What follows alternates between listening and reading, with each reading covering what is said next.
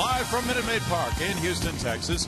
CSN Houston brings you Houston Astros baseball. Tonight, the Astros open a 4-game weekend series with the Los Angeles Angels of Anaheim.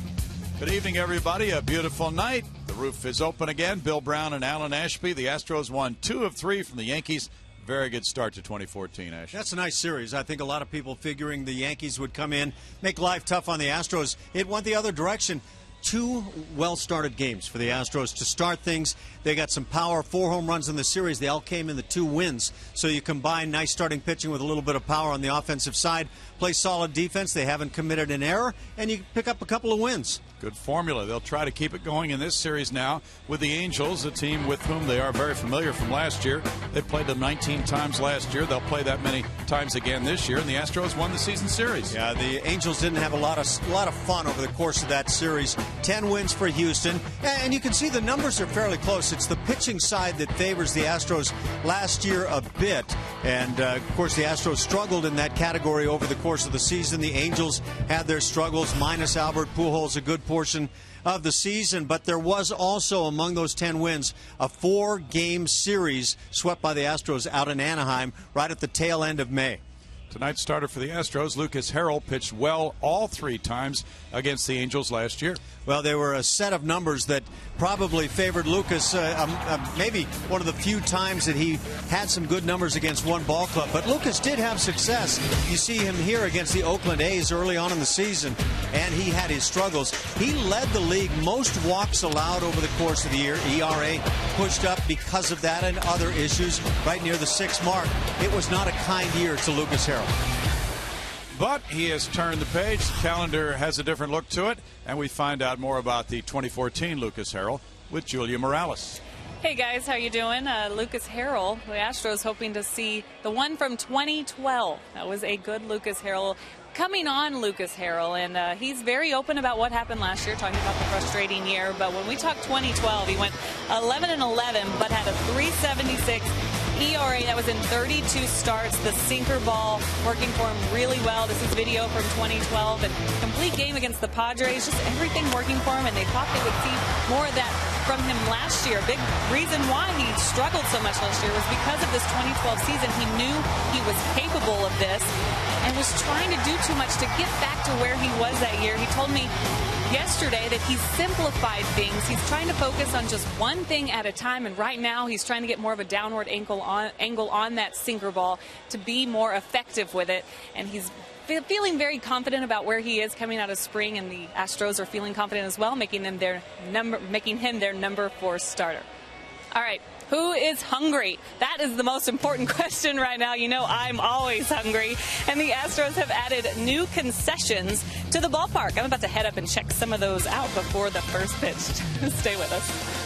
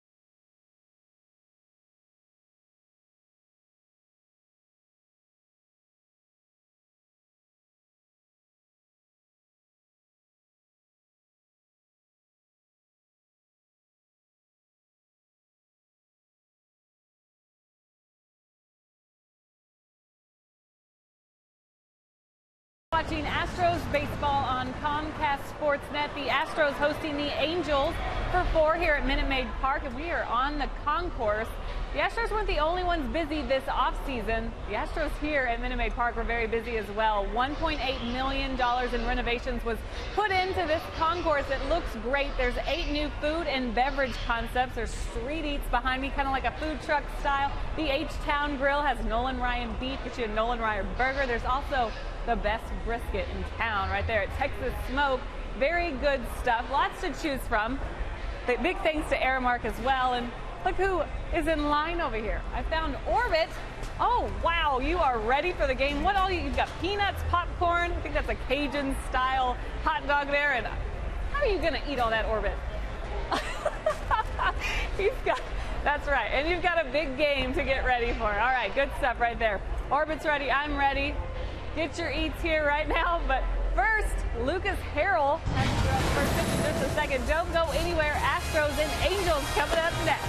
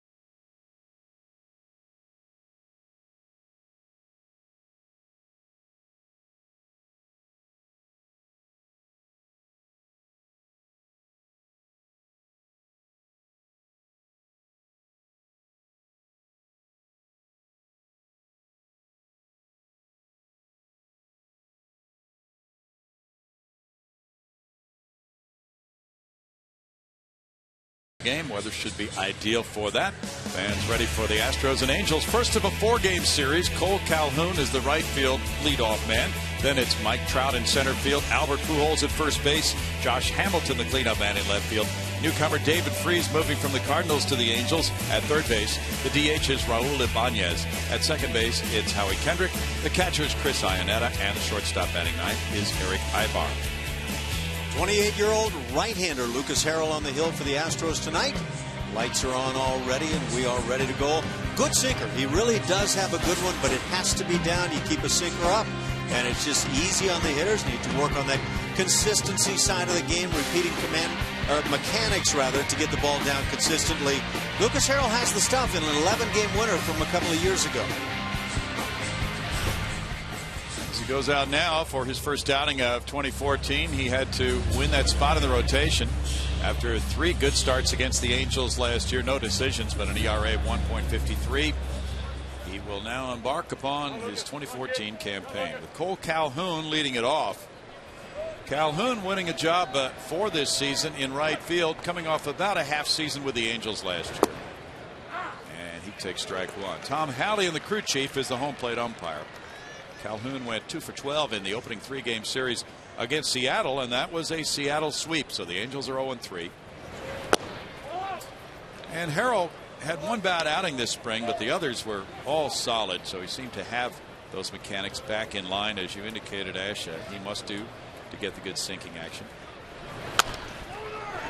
ground ball out to Jesus Guzman. One away. First three pitches, good sinkers down around the knees, so nice start for Lucas Harrell. Defensively to help him out tonight, around the outfield left to right, Mark Krause.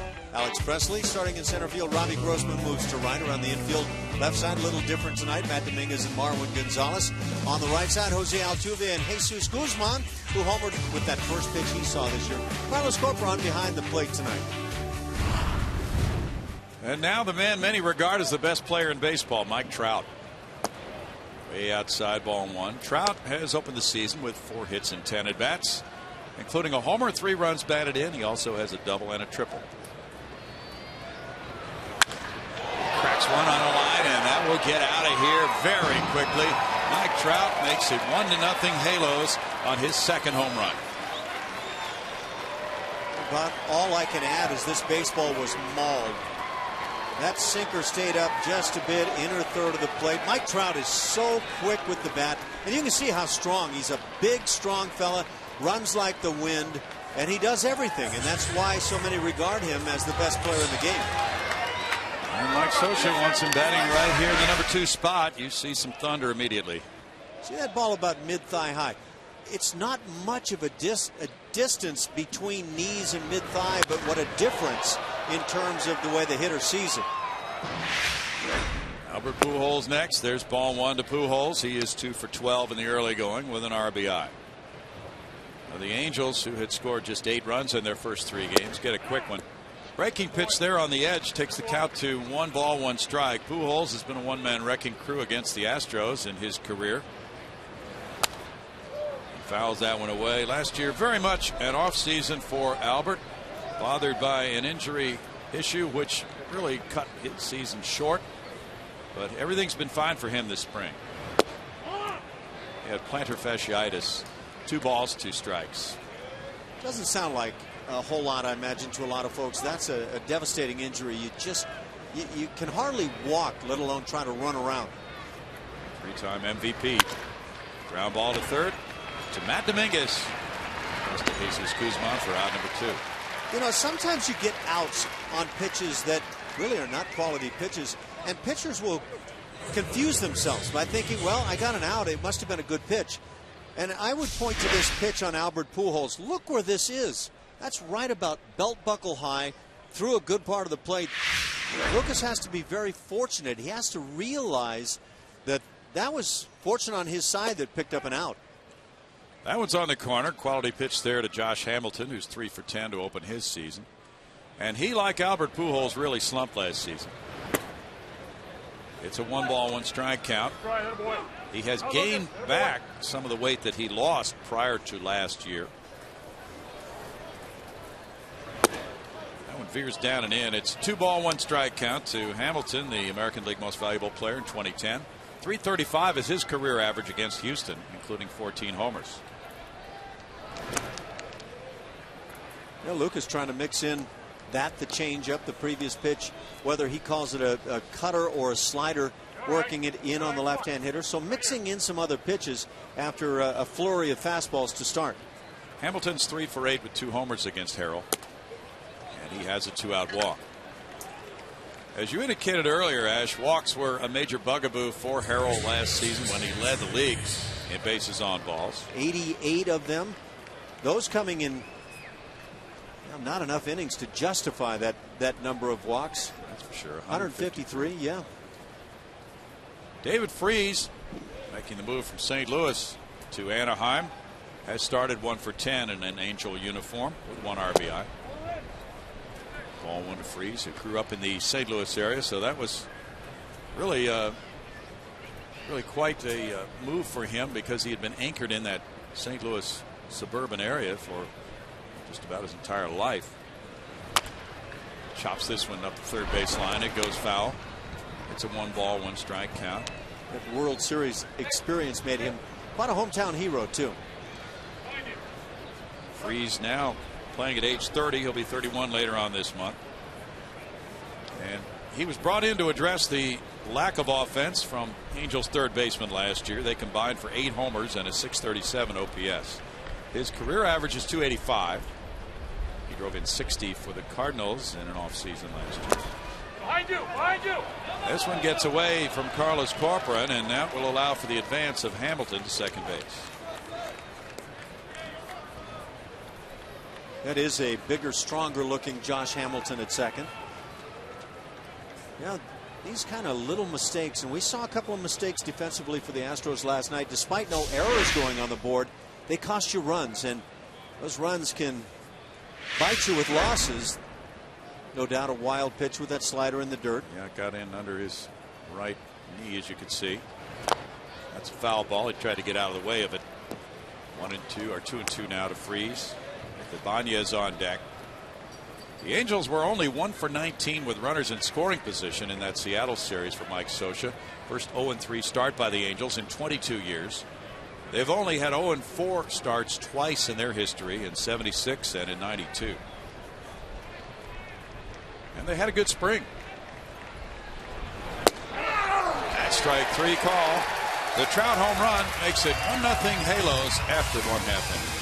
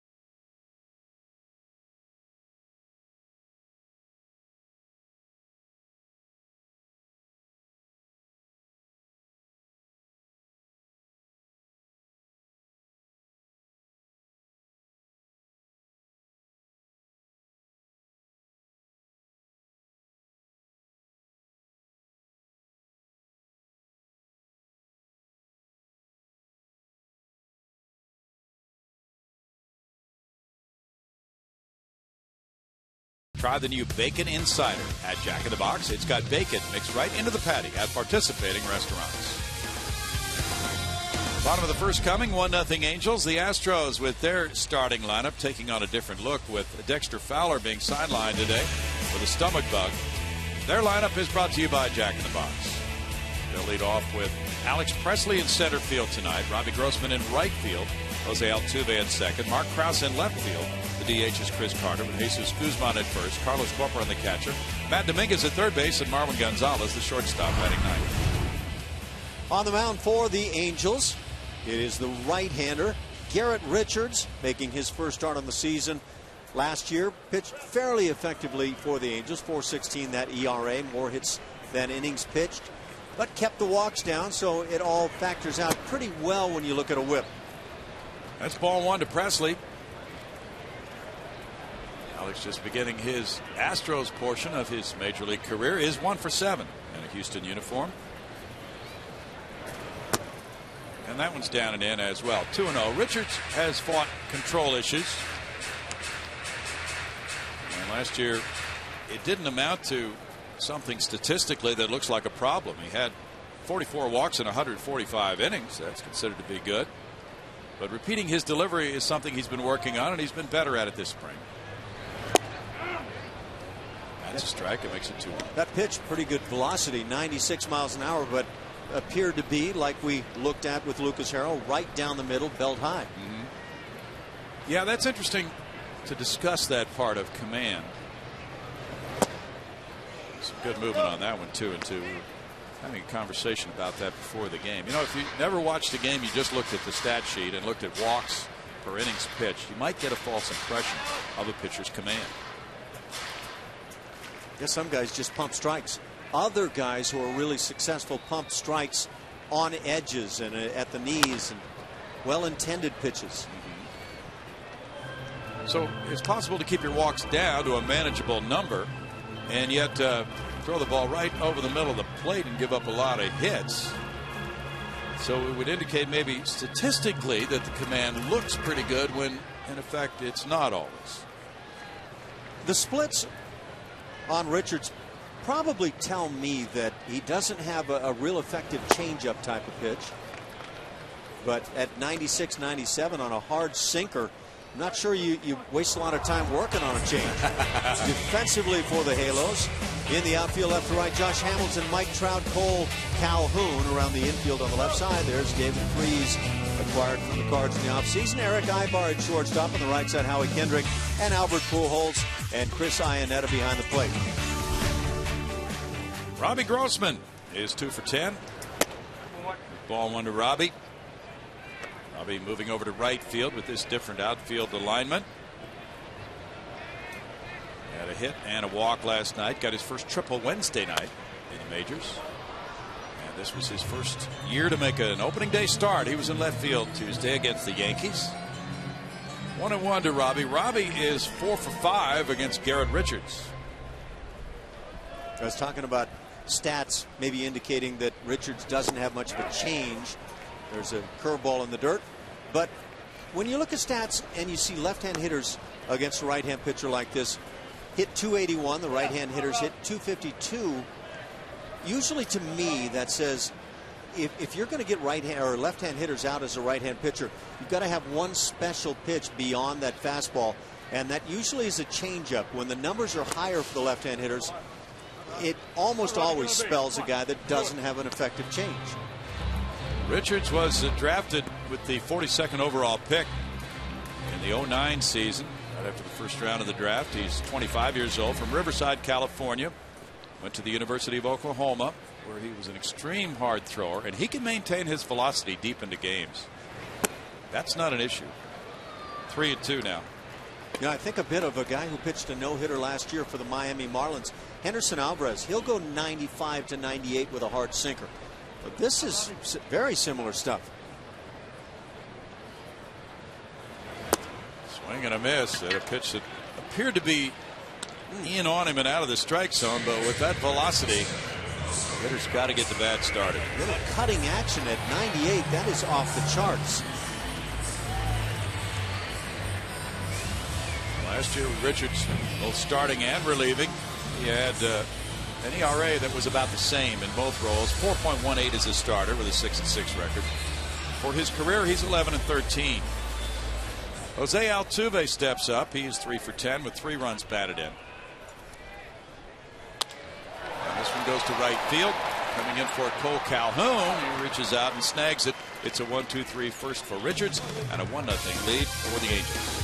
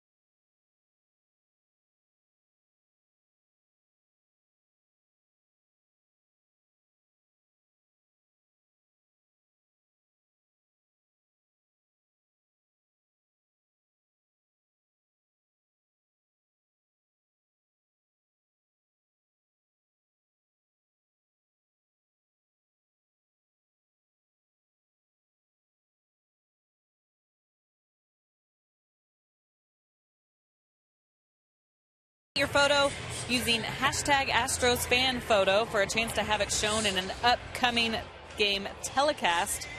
It's the Astros fan photo brought to you by AT&T. And Jason Castro has the night off tonight. Carlos Coperon catching, but Castro out because of getting hit by a pitch last night. Didn't happen just once. It happened twice. The first one on the leg, but the second one that got him hit him in between the foot and the ankle bone. Very, very sore and swollen today. Even wore a walking boot home last night, but only just to the car. He ended up taking it off. He says he is truly day-to-day. No chance of a DL or anything like that, what Bo Porter was saying today, Brownie. Okay, thanks for the update, Julia. There's Jason. As ball one came in from Lucas Harrell to Raul Ibanez.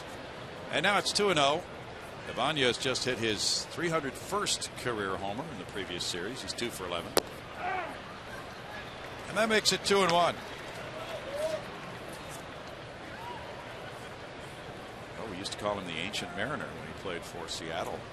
Has he gotten younger? No. You know what? He can still swing that bat. He's got some lethal power. 29 homers last year for the M's, and he's going to turn 42 June 2nd. Signed as a free agent in December with this club. He lines one out into right field, even though the shift was on. He got it over Altuve, and that's a leadoff single for Ibanez. He's aboard for Howie Kendrick. I don't know how many guys over the age of 40 can do it, but a lot would like to try.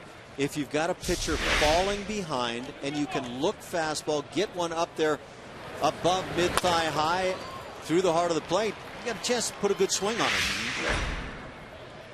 Ibanez is being held on by Guzman, and it's Howie Kendrick.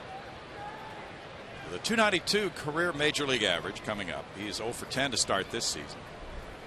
One of those guys, though, is just really solid at the plate. I think he's one of the most underappreciated second basemen in the game when you factor in both sides of the game. Yeah. Now Brent Strom comes out, and sometimes, you know, we were talking about repeating mechanics regarding the Angels starter tonight, Garrett Richards, but that could be true of Lucas Harrell too. That sinker, sometimes the release point isn't quite where he needs it to get the movement on the pitch. That might be the issue, maybe not. Lucas likes to work very quickly, and when things are going well, it can look like you're completely in command of the game.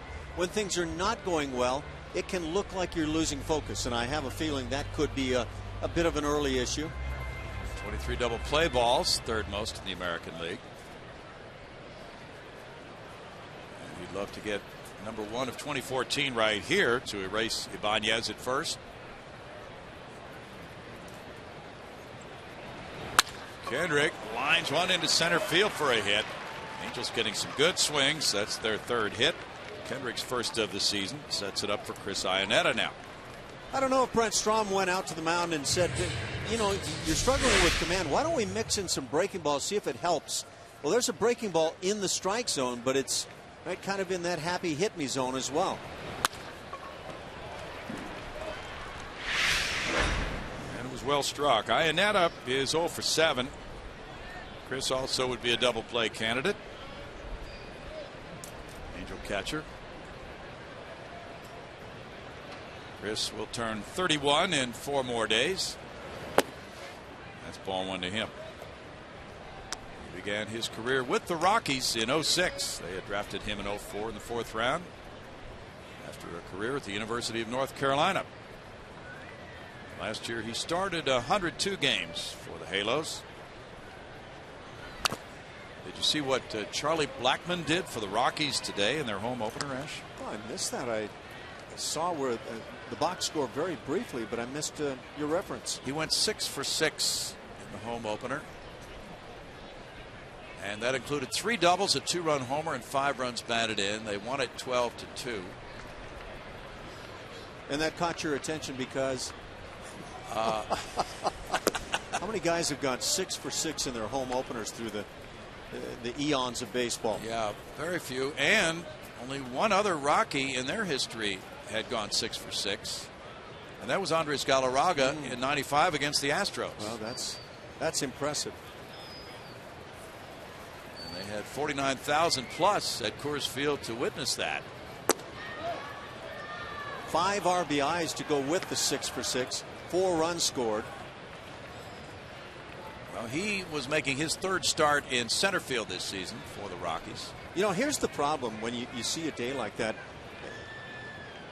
Blackmon only saw 17 pitches in those 6 at bats, so he's not working the count very well.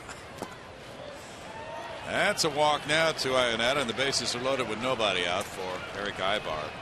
2nd walk for Harrell. Well, this definitely goes against the grain for Bo Porter's starting pitchers, who had gone 2-1 with a 1.56 ERA in the 3-game Yankees series. That's the 3rd best starting pitching ERA in the American League, but Harrell struggling here right out of the gate with a 1-out 1st inning homer to Trout and a walk in the 1st. Now 2 singles and a walk here in the 2nd, and it's Ibar batting. Ibar's 1 for 10. Well, in Kendrick at 2nd and Ibar at short, the Angels have 2 talented offensive players at those positions up the middle. Eric's a .277 major league hitter for his career, and it's ball 1. Well, you can see the breaking ball to start things. You can try and try. You have a struggling pitcher, and you try to find something, some pattern that might help out.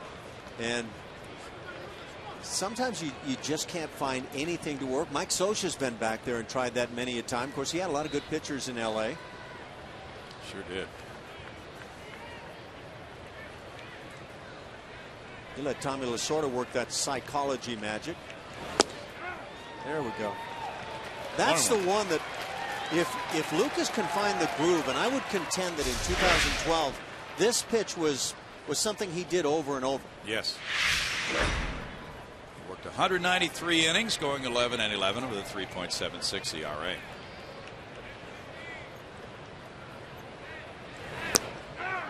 That's in for a strike. That makes it 1-2. Lucas was drafted by the White Sox in 2004. He was a waiver claim by the Astros in 2011. In his career, he's won 18 and lost 30 with a 4.69 ERA. He has Ibanez, Kendrick, and Ionetta aboard.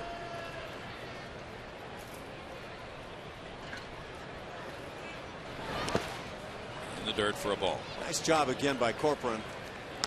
His runners on base. Certainly a threat to move up, but Carlos dropping just some perfect blocking technique. Watch the right shoulder close toward the mound.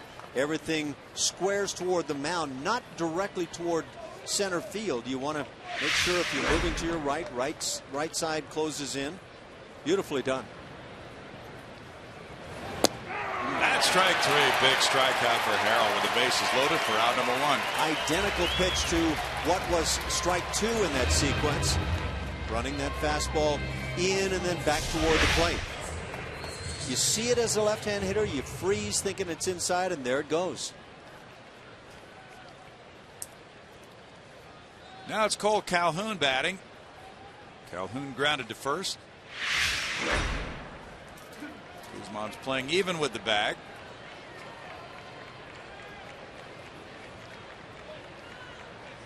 Let your defense make a double play happen for you. And that's strike 1. We talked about that earlier play, which could prove to be big somewhere down the line. The block of that pitch in the dirt by Carlos Corcoran. That is awfully important for a sinker ball guy, especially got those sinker ball guys love to live down around the knees. And if they miss low a little bit, that play that saves a run could be awfully big. 1 ball, 1 strike. Maybe I'm partial to catchers, but kind of a catcher's RBI. Yeah. Definitely a run saved if you want to categorize it that way. Ooh, we've got a new stat we can work on. Ground ball 3rd. Dominguez comes home for the force play. Corcoran to first. Not in time. The throw was offline. And that's out number 2 at the plate. Perfectly done by Dominguez at third base, and he gave Corcoran the chance to get the double play. It was presented. If not for that throw, drawing your first baseman off the bag. And look how it's done. You charge the ball, get the throw up for the catcher, makes it so easy, but that slide might have been the impactor.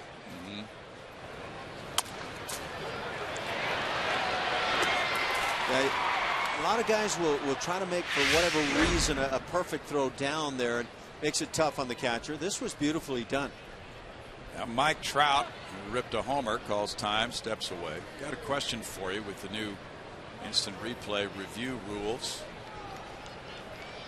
The runner slid to the inside of the baseline, home plate, and made some contact with Corcoran's leg.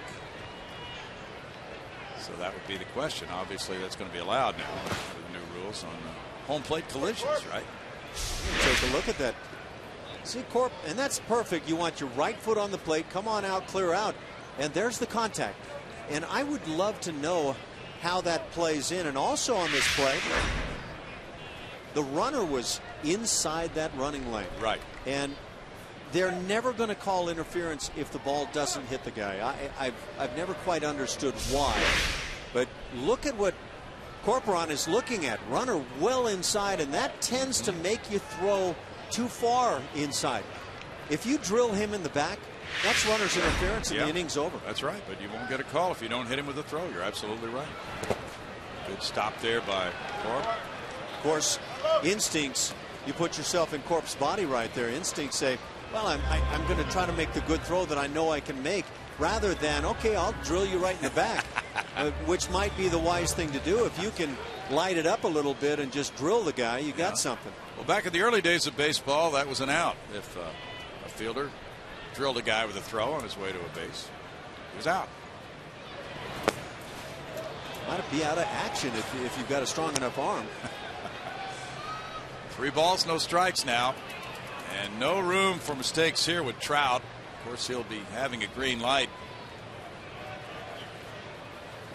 But he'll want to really tunnel in on a pitch and make it be right there in a happy zone before he'll swing, unless he gets over aggressive. What a player. That whole area near home plate is a happy zone. Wow. He draws a bases loaded walk, and that makes it 2-0 on walk number 3 of the game by Harrell. You know, when you're not throwing strikes, you're kind of all over the place. You miss pitches that probably are in the strike zone, and I think that's what this pitch was. Umpires start kind of looking at it like fans do. Well, where's this one going to be? Tonight only 43% strikes. And now he faces Pujols with the bases loaded. Albert grounded to third in the first inning on a pitch right in his hitting zone. Ball 1. Corp might have been crossed up. The way he caught that pitch, it just looked as if he wasn't expecting that. You see enough pitches in the dirt, and you start thinking as a catcher, I've got to drop every time there's one that looks like it could be at all in the dirt. And really, that's good work. You convert, drop knees over if possible. That little cutter sometimes leaves you very little time to do so. 2-0 Angels. Harrell has thrown 45 pitches, 26 of them balls.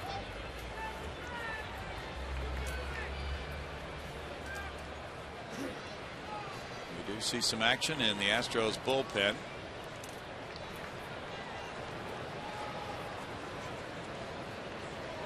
Probably Anthony Bass.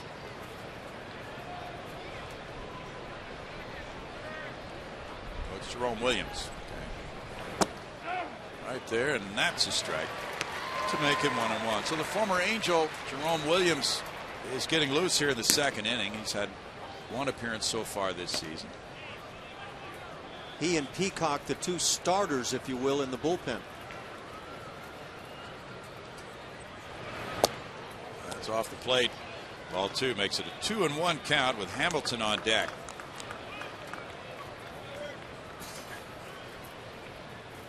Beautiful night.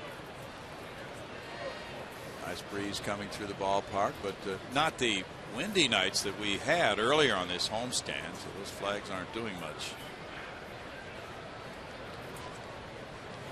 That's way off the plate. And now big trouble with a 3-1 count on Pujols. Lynette at third. Calhoun at second. Trout at first. Good job by Corcoran. He's been all over. But that failure to get the double play on the ground ball hit by Calhoun has already cost 1 run, and you just try to minimize damage now. 5th 3-ball count for Harrell tonight. 12 batters. Ground ball third, Dominguez. And Harrell escapes what could have been a big problem inning. It's only 1 run scoring on 2 hits, 3 men stranded, 2-0 Angels. You know,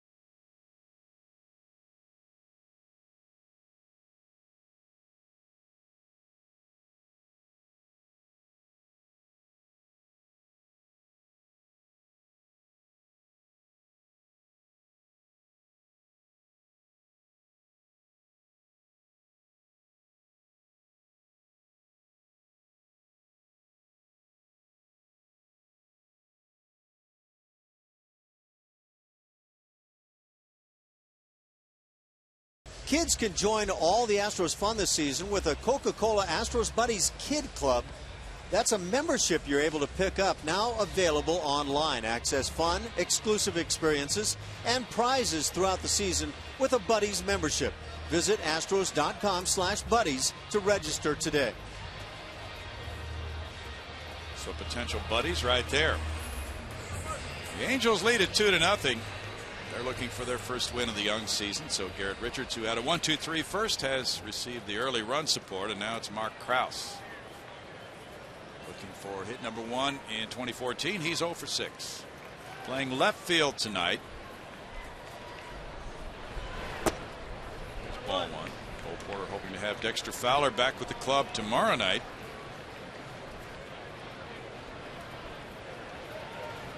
So he's really down 2 players tonight, Dexter and Jason Castro.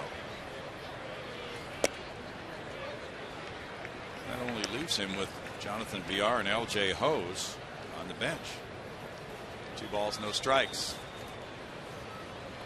And we talked about it last night. Bench players are not really a premium in the American League games. Now it's 3-0.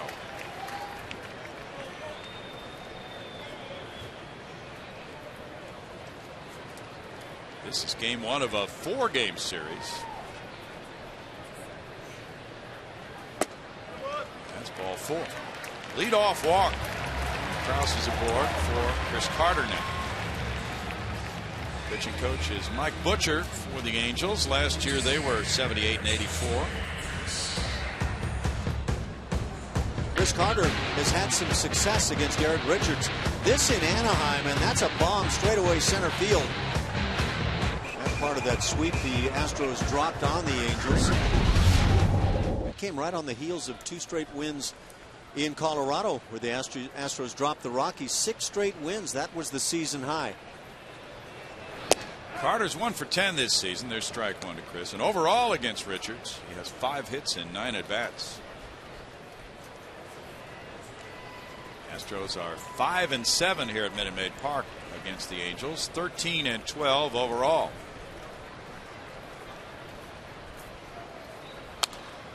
That's fouled away. No balls, 2 strikes to Chris Carter. He's a .281 career hitter against the Halos with 8 homers, 20 runs batted in. like to get something stirred up here now after going out quickly in the first inning, and the Angels have had men on base liberally throughout the first couple of at bats. They have left 4.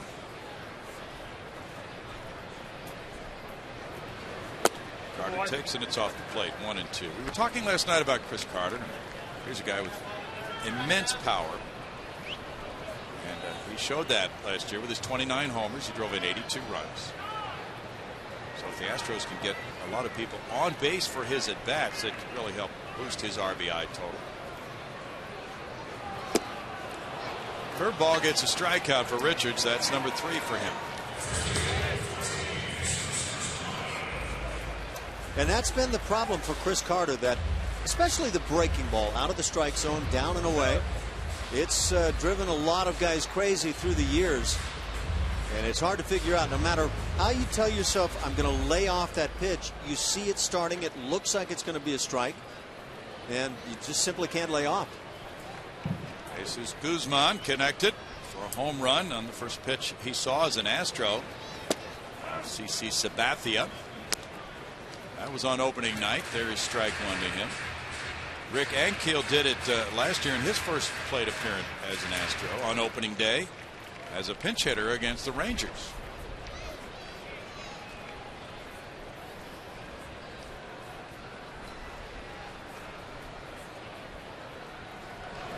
Ankiel didn't do it on the first pitch as Guzman did, but the last Astro to homer prior to Guzman on the first pitch as an Astro was Mark Sacamano.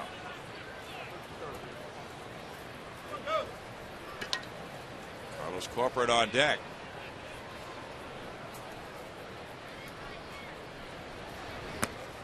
Breaking ball, and that does not work for Richards. It's 1-2. Yeah, I was thinking a little bit about that conversation on Chris Carter. You hear hitters all the time talking about, well, I'm working with the hitting coach, we're trying to do this. And usually when a guy starts really hitting well, what do you hear from them? Well, I kind of went back to basics. I'm not thinking about anything, just kind of letting it happen. And that truly is what happens.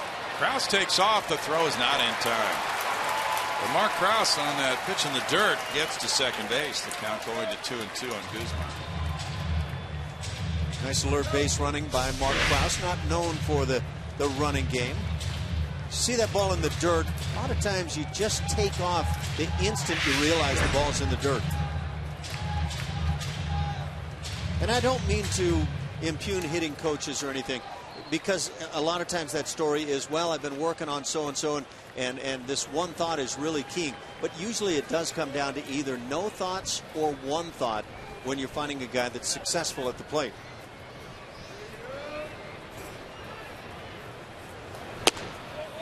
Now 3-2. 25 pitches have been thrown by Garrett Richards. 26 now, 13 of each. So both these pitchers are well below the major league average for strikes thrown in the early going of this one. Krause checking behind him to see where Howie Kendrick is playing, which is up the middle. Now he returns. And this one loops to center field. Trout coming in. Trout will pick it up on a bounce. Krause coming to the plate. Throw from Trout. The tag by Iannetta. Out. It's home plate, and that's out number 2. Excellent throw from Trout. As Krause rounded third, it looked like he had a shot if the throw was anything but really good. But it was really good from Trout. Trout with a smile on his face. That's a throw you get away with if you get the out of the plate. But because it was up, and we can get a peek at it right here. Is this throw cuttable? As a base runner, you recognize no is the answer right away.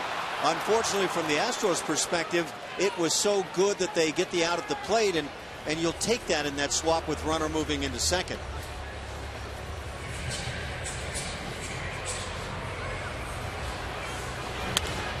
Now you're talking about Mike Trout, and again, so many people feeling he's the game's all-around best player. Plays like this a part of that, a huge component. He can do everything. 2 outs now. So he has accounted for 2 runs with a homer and a bases loaded walk. Now he's taken a run away from the Astros, and now it's Carlos Corcoran. Guzman making it into second on that throw to the plate. Breaking ball for a strike to Corp, who is 0 for 2 as an Astro. He came off the bench after going 294 through the spring with a homer, 9 runs batted in. When Castro had to leave the game last night, Corcoran was 0 for 1 in that game, and he had a pinch hit the night before against Hiroki Kuroda.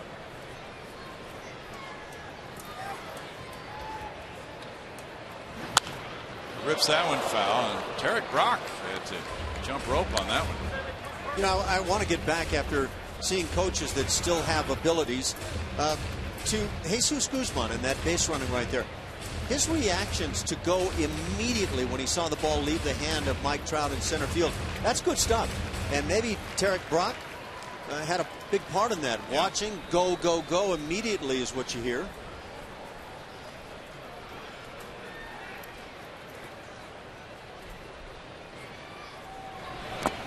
In his first start of the year takes a look at a breaking ball. It's 1-2. The other guy that did a nice job in trying to score the run, Mark Krause, tried to avoid the tag and then get the left hand sneaking in there.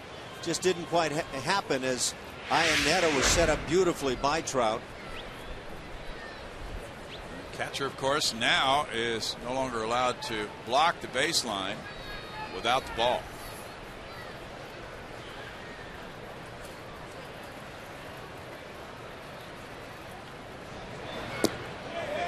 That's a ball, and that makes it 2-2.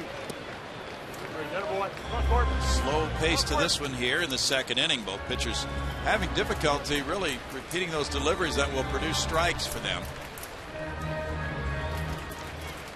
It could be so often the difference between winning and losing a major league game, whether the starting pitcher is able to figure something out after those first and second inning problems.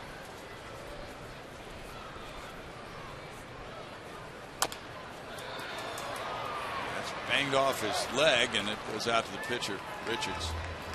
It's a pretty good compliment, though, to Carlos Corcoran, who's trying to walk off that painful shot now, that he would be used as a pinch hitter a couple of nights ago by Bo Porter. And that's what Bo thinks of his bat, that he is that type of clutch hitter who can produce off the bench.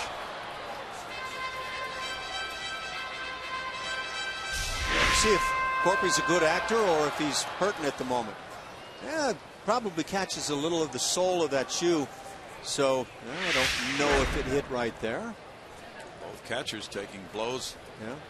Jason got his on pitches thrown to him, that off the bat. Jason was hit twice last night, and a swing and a miss. Corcoran will go to first as Iannetta throws him out. So for the Astros, it's a threat, but it's no runs, a hit, and the man left. 2-0.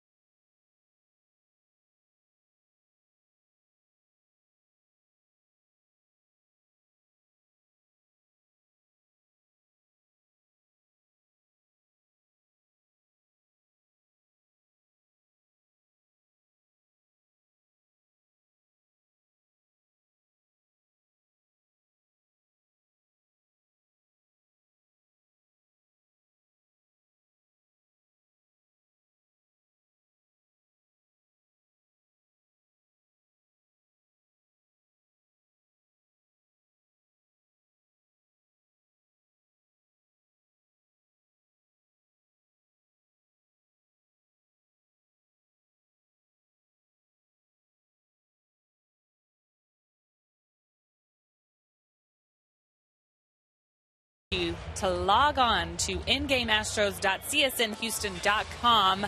In-game live, a pretty cool thing that we're adding to the broadcast, trying to spice it up by following the action a little differently with enhanced stats. And John Kelly's out in the Crawford boxes tonight, one of my colleagues from CSN Houston. John, tell us a little bit more about what we could see on In Game Live. Well, it's pretty good one-stop shopping to supplement the game broadcast. You look at it, and they give you the hit zone for the hitters, spray charts, matchups. They can give you the batter and pitcher percentages, but then you can also look at the pitchers. You can see Harrell's been having trouble finding the strike zone. He's thrown more balls than strikes, so you can sort of follow the game and give you a little bit better and experience while you're watching the game. And then don't forget to go ahead and vote for the player of the game as well over the course of the game. You can call your shot now, whoever you think is going to help the Astros come back, or you can just go ahead and wait till the end of the game. Julia? Awesome. InGameAstros.csnhouston.com is the website, Brownie. Thanks, Julia. Josh Hamilton with the Angels up 2-0 looks at ball one. Hamilton drew a walk in the first inning. Sabermetric figures on him. Departing from sabermetrics a little bit, Asha, last year when he was facing left-handed pitching, he just looked terrible. It didn't look like he had his heart in those at-bats last year. It can happen. It's surprising to see it happen to a guy who had been the MVP in the American League. Phenomenal numbers when he was that guy. 3-0, 3-1 rather. Yep. Well, he's had so many great accomplishments in his career. It was unusual to see him struggle like that last year. He had career lows in batting average and on base average last season. But he's that type of hitter, so much power, and he's added the weight and the muscular weight over the winter now. Really shooting for a big bounce back year. He's 32 years old. And that one goes out into right center field.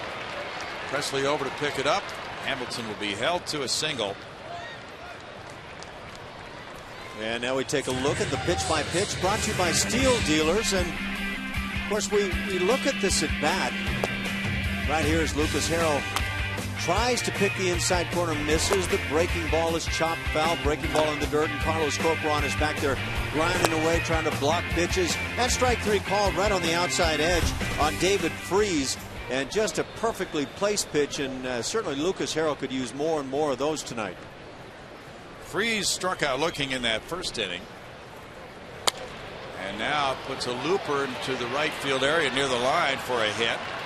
Here's the throw from Grossman, and it's knocked down by the shortstop Marwin Gonzalez as Hamilton goes first to third, and now another rally in the making for the Angels.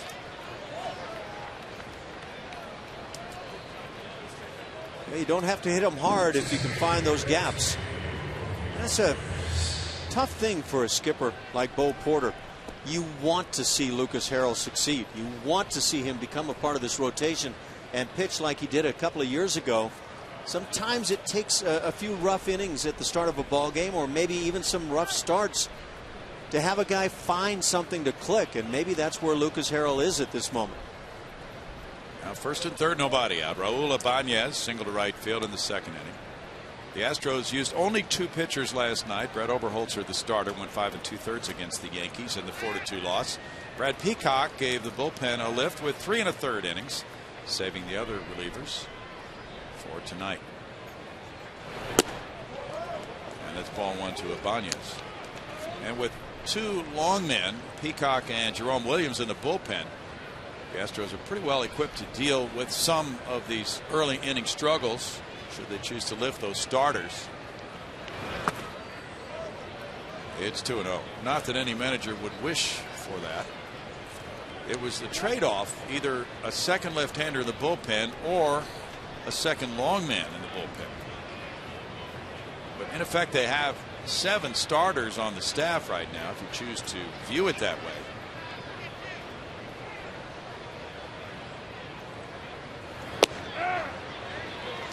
It's 2-1.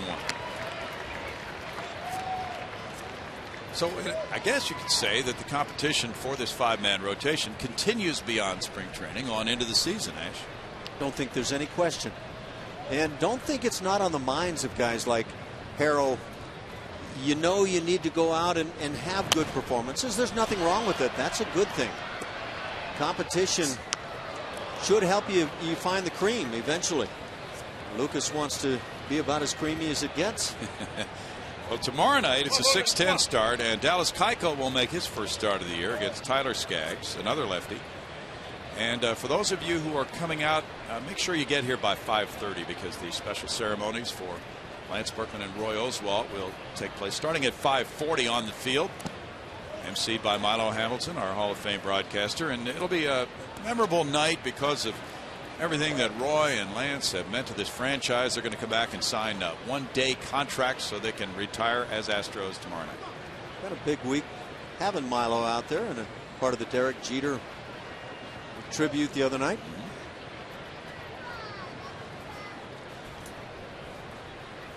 Big 3-2 pitch is coming. And Roy and Lance will be on the air with us tomorrow night.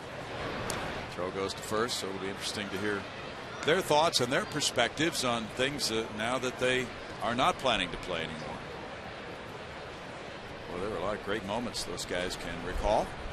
Sure, Roy can ride a tractor or do something intriguing like that. I'm not sure what Lance is going to do out of all this, but I'll bet it'll be a lot of fun. Yeah. Well, let's see. He likes to hunt, right? Yeah. And, is he into ranching? You know, I wouldn't put anything past him. He could form his own band at some moment, I would think. Well, he's been doing some coaching. Yeah. Boy, he'd be great with the kids. Yeah. Provide a great perspective as to, do you think I should switch hit, coach? and what are the challenges if I do try to do it? Yeah. Well, he'd have a funny answer. Yes, he would. It's not going to be all serious with Lance. Throw goes to first. Yeah. You know, those two guys were so much fun to be around, Yeah. weren't they, when they played here?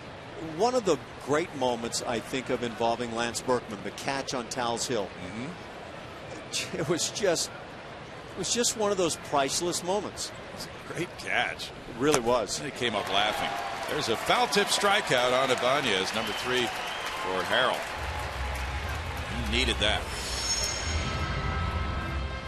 Now, speaking of Lance Berkman and Tal's Hill, they came together at this very special moment, running up the hill.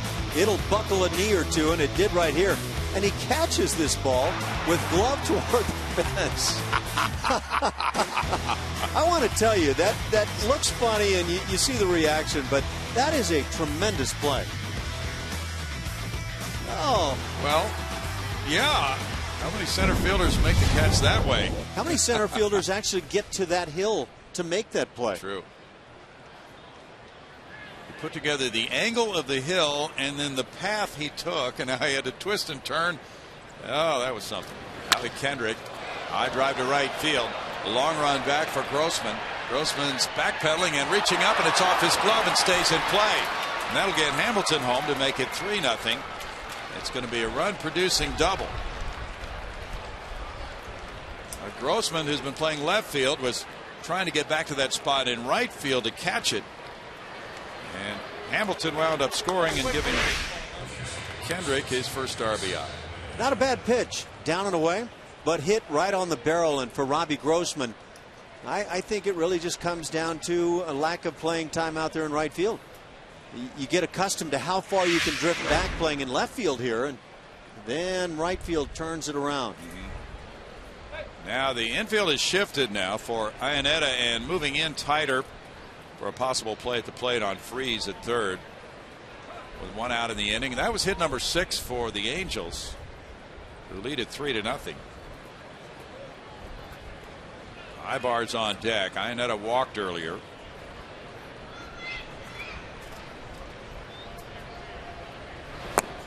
That's strike 1. Up north of the border, the Yankees are pitching Masahiro Tanaka in his Yankee debut, and after 3 they lead the Blue Jays 4-3.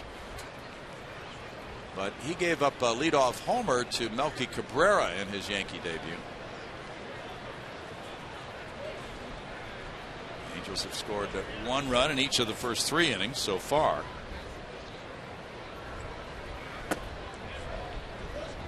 It's a 1-ball, 1-strike count. Yankees with high hopes for Tanaka. The Angels high hopes for their first win of the year. They were treated very rudely by the Seattle Mariners in that Seattle sweep.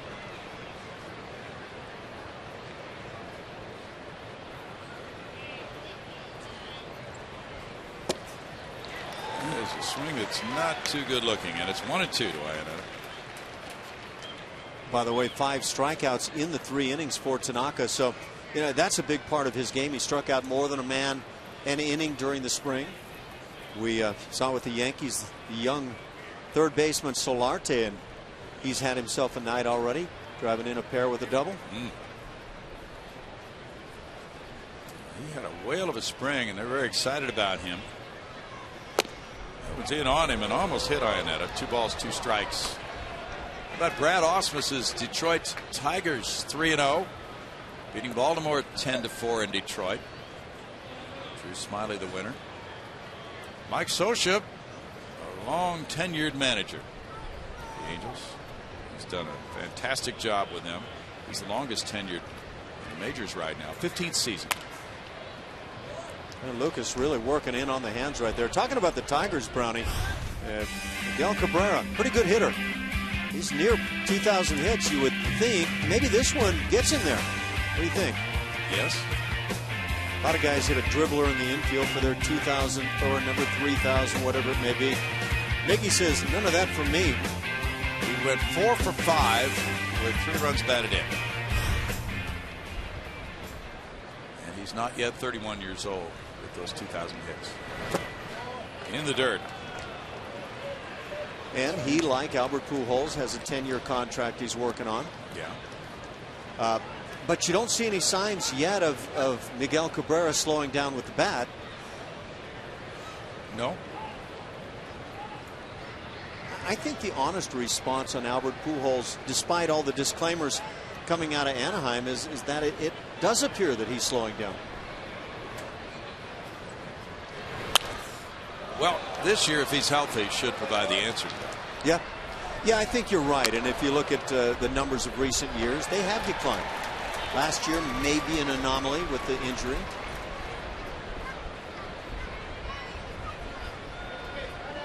Angels certainly have a recent history of being very, very competitive. 5 division titles in the last 10 years for Mike Scioscia's club. It's out to right center field. Grossman heading back. Grossman turns, unable to grab that one. And now they've got 2 runners, with one of them going to third. They were hung up near second base as Freese was able to score. Kendrick didn't get a good read on that, apparently. Was unable to score from second on a double by Iannetta. Gary DiSarcina, the new third base coach. Now, there's just nothing positive to say here on this play. Pitch away, driven to right field. Robbie Grossman scuffling in right field tonight, and don't know if you can fault him. He hasn't been out there. And then the throw comes back into the infield. Don't know if we'll be able to see that right here, but Robbie's got to be frustrated. Brings it back in, and now not getting back into position with his feet is Marwin Gonzalez, and everybody's safe. Boy, did Kendrick mess up the base running on that.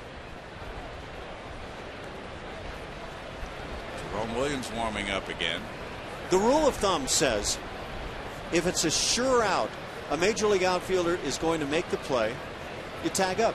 If it's not, go ahead and go halfway. Ibar with a liner to right. Caught by Grossman. Here's Kendrick tagging. And the throw goes into third. And that's run number 3 of the inning and a 5-0 lead.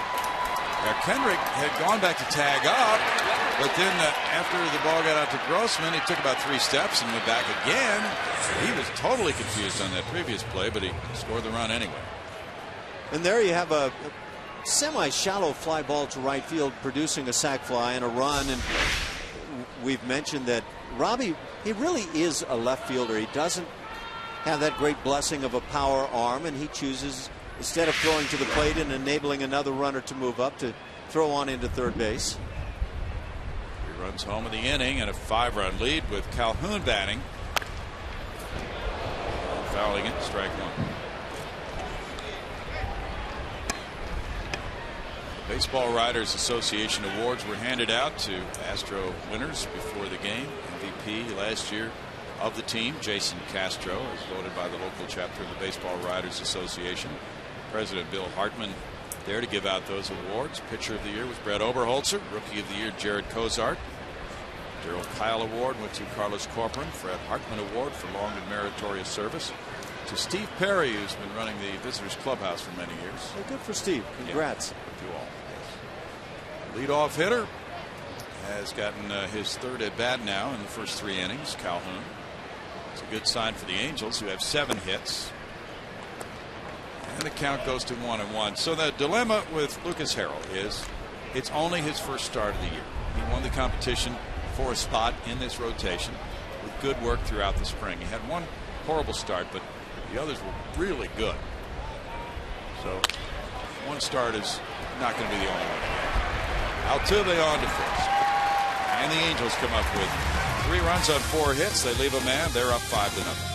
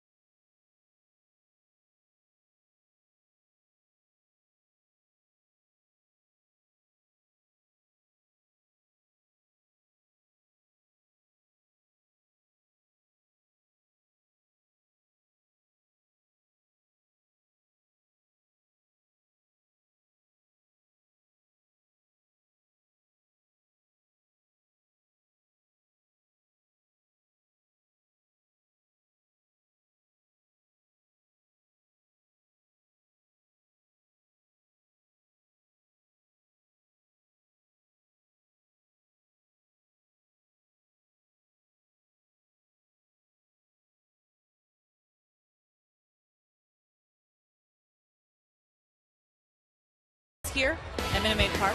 Astros, Dynamo, Rockets, and more. We have all your sports news covered. Check out Sportsnet Central every night at 6:10 and midnight on Comcast Sportsnet. Thanks, Julia. Oh, by the way, we saw that shot of the traffic in downtown Houston. There's a lot of road construction around the area on this Friday night. So if you have a friend who's at the game and they're unaware, you might want to bring up their cell phone and tell them to check out all those construction maps they can find on the internet. 5-0 lead for the Angels. They feel that they have a win under construction, but Matt Dominguez, leading off the home 3rd inning, would like to get things going for Houston offensively. He is 1 for 10 with an opposite field homer, his first hit of the season. Garrett Richards staked to the early lead. And it's ball 1. We mentioned earlier, Brownie, the Astros are yet to commit an error this year, but does that mean the defense is good? Well, you have some examples of that in this game, and you had a couple last night, right? Yeah. I would say generally, leading up to last night, it's been quite good, very, very immaculate, but a night like tonight and last night, certainly belying that stat. Well, I was talking with the skipper about Jonathan Villar and how good he's looked at shortstop. And he said Jonathan is putting in a lot of extra work, watching video, and his preparation is being taken out onto the field, and the extra work is really being reflected into outstanding play by Jonathan Villar. You know that Bo Porter is not willing to accept less than the best, and you have to get that from everybody. Right now, Jonathan Villar has really looked like that routine playmaking shortstop. Yes. Fundamentally sound through the first 3 games. This is a guy you can watch defensively and gain a lot from. Matt Dominguez makes a lot of tremendous plays, no doubt, but he makes that routine play as nicely as you'll see. He does. A pitcher likes that feel of having automatic outs behind him on the infield. Ibar takes care of an automatic out. One out for Richards, and it's Marwin Gonzalez. And Marwin's playing just because Bo Porter wants to get him into a game. VR has been airtight at shortstop. Solid through the first three, so no problem with him not doing anything. It's just that Marwin Gonzalez needs some at-bats after hitting .407 in spring training. I think that's reality around baseball. You want to get everybody in as quickly as possible.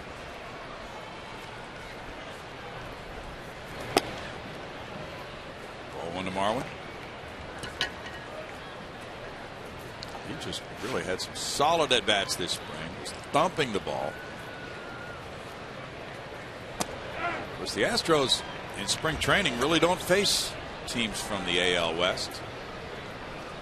Those other teams all train in Arizona.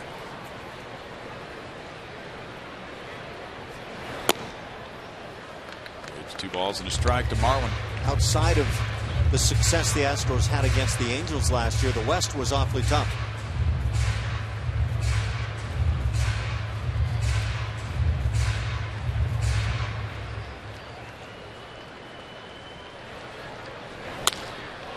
Fly ball heads for Trout. Trout catches it. People like to catch Trout. Looks the other way when he's in center field. Just a reminder, as you enjoy a cold one, to look forward to Miller time later in tonight's game, brought to you by Miller Lite. 2 outs now, and it's Alex Presley coming up. Presley struck out in the first inning. Oklahoma City beat Round Rock last night in its opener at Round Rock in the PCL League. 7-6.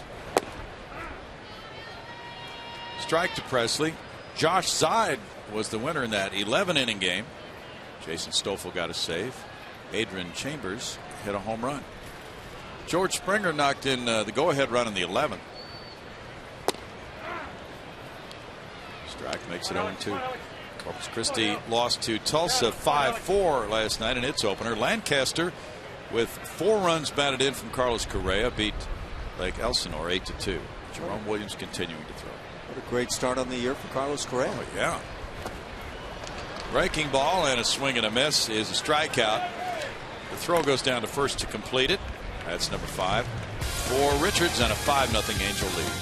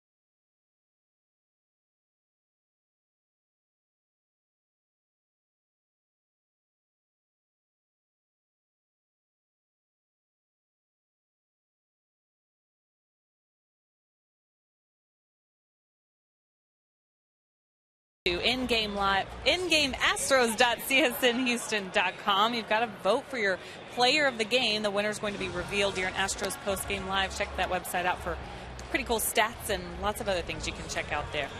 All right, as we move on, Jerome Williams on the mound now for the Astros will face Mike Trout first.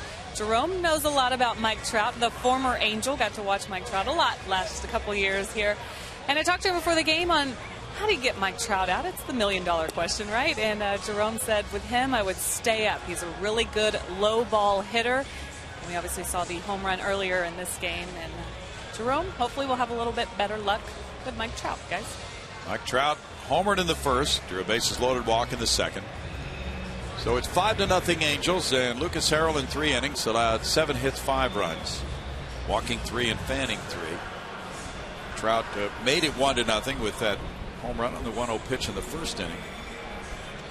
76 pitches in the game for Lucas Harrell. Jerome Williams' first outing as an Astro went well in relief. 1 scoreless inning. That was after the Jared Cozart start on Wednesday rather. And that was the 3-1 Houston win. And Williams gave up a hit and a walk and struck out 2. 38 balls and 38 strikes for Lucas Harrell in that 76 pitch outing tonight. If you kind of peek at those numbers there on Mike Trout, and you're asking yourself, well, what is it about this guy that makes people want to call him the best player in the game? That WAR ranking, the 10.4, tells you that people are very impressed with his defense. Just all around, you add base running into his great bat and his abilities with the glove, going up over walls, throwing to the plate. And that WAR figure, 10.4, says he is way better than that average replacement you can bring in. Yeah, that's really high. Now, I think we mentioned Jason Castro the other night. I think about a 4.5, and that's a very good figure as a catcher. I think that was best in the American League last year, certainly among the best. And then you consider 10.4, and very special player.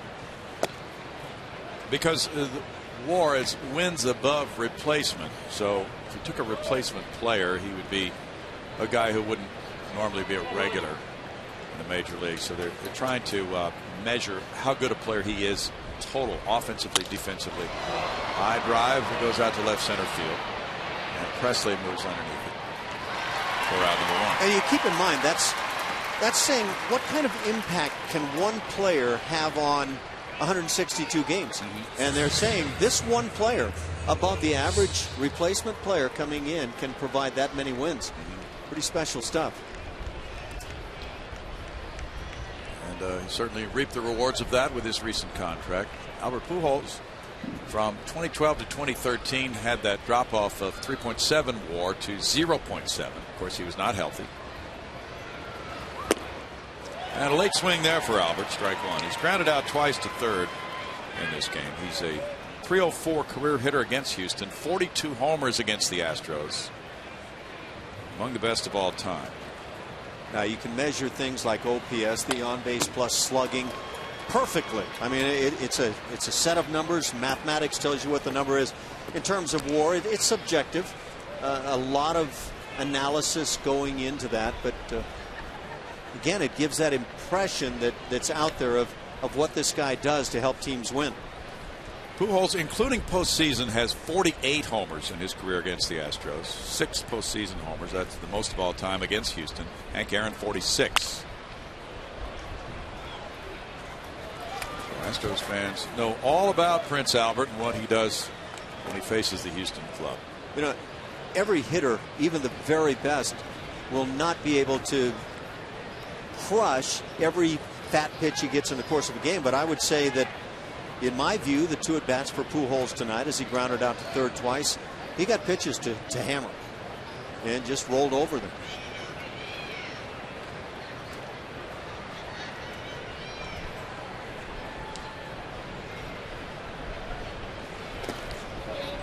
It's 1-2. Well, Pujols, by shutting it down during the season last year, allowed that plantar fasciitis extra time to heal, so he would be healthy coming into this year. And that seems to have worked quite well. He missed 62 games due to the injury last year. Backhanded Dominguez, and for the 3rd time tonight, Pujols is grounded out to Matt.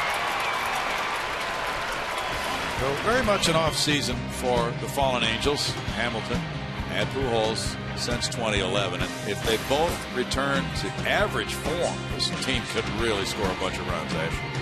Well, they need them. If you look from that Angels perspective, all that money spent to haul these guys in, they were counting on big numbers, and it just hasn't happened.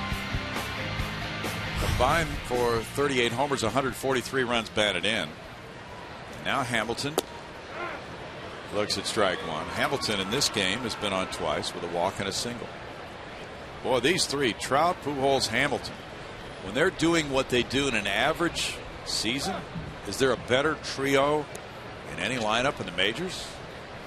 Yeah, that average season being in the heart of their careers. Yep. And you just wonder, can they play like they did in the heart of their careers? Hamilton's off to a nice start. Well, because with Trout hitting second with his power and stolen bases, setting the table for Pujols third and Hamilton fourth. It's a really difficult trio for a pitcher. Good looking pitch right there with 2 strikes. I would say a couple of times tonight, Astros pitchers have not gotten that call. Well, you go back to 2010, Josh Hamilton, MVP in the American League. Yeah, that was a good looking pitch. That one will trickle on through by Marwin Gonzalez. And despite the shift, Hamilton found a hole in it, and he's on for the 3rd time tonight. It's just uncanny how many times, and I have that catcher-pitcher mentality a lot of the time. How many times you have a pitch that you think's a strike, it's not called a strike, and the guy follows with a hit. Now, this is not a run producer, but you don't know what follows. Hamilton's on. David Freese, the batter. Freese looped a single to right field and scored in the 3rd inning. He's 1 for 2. David was traded in November to the Angels, along with Fernando Salas, for Peter Borges and Randall Grichuk. Cardinals, of course, had plans for Matt Carpenter, moving him from 2nd to 3rd to replace Freese at that position. And Freese really welcomed the opportunity to join a good team like the Angels. Not that he was anxious to leave St. Louis. He was drafted by San Diego in 06 and traded for Jim Edmonds to St. Louis after the 07 season. David was born in Corpus Christi, but grew up in the St. Louis area. And he went to the University of South Alabama. In 2011, he exploded in the postseason. He was the NLCS MVP and the World Series MVP for the Redbirds in 2011. Magical year for him. 3 swings. 1 ball, 2 strikes.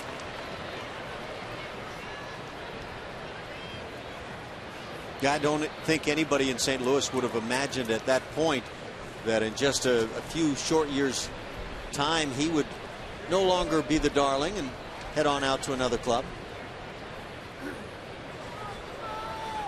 Presley is stationed in right center field. Marwin Gonzalez gets it over to Jose Altuve for the force on Hamilton. No runs, a hit, and a man left. 5-0 Angels.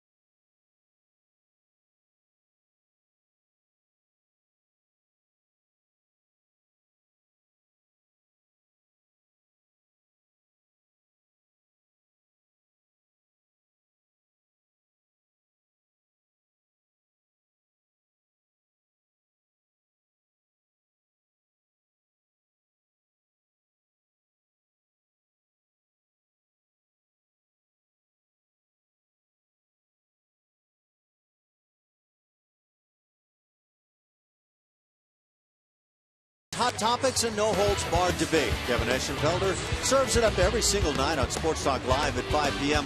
only on Comcast Sportsnet. Monday's big guest is the new head coach of the Houston Cougars men's basketball team. That's Kelvin Sampson, and it certainly appears on all fronts to be a great hire for the Cougs. Yeah, really embraced it on the U of H campus, and what was really a nice touch was that several of the Rockets players showed up for the press conference. Of course, one of the assistant coaches with the Rockets, so they know what they had and what is moving on now to the college game.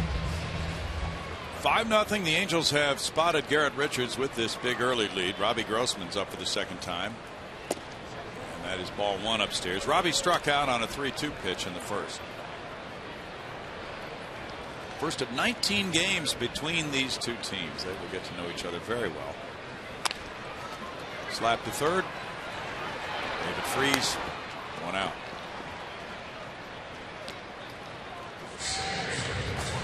As we go around and get our first look at the clubs in the AL West, we get a chance to assess things. And a 4-game series, I think a lot of fans and especially scouts, people who've made their living in baseball, love a 4-game series, Ash, because you get to see just about everybody in the rotation. You get to see that one extra game compared to a 3-game series, maybe a few more at-bats from somebody. And so early in the season, it perhaps is a better read for you on a team. Altuve hit a fly ball to right earlier. There's strike one. Yeah, it's a bit out of the norm. It's not like you don't have 4-game sets over the course of a season. But in that regard, I think it does make it good for a number of the folks. Settle in and get to know each other for a while. A 2-game series is so quick. Yep.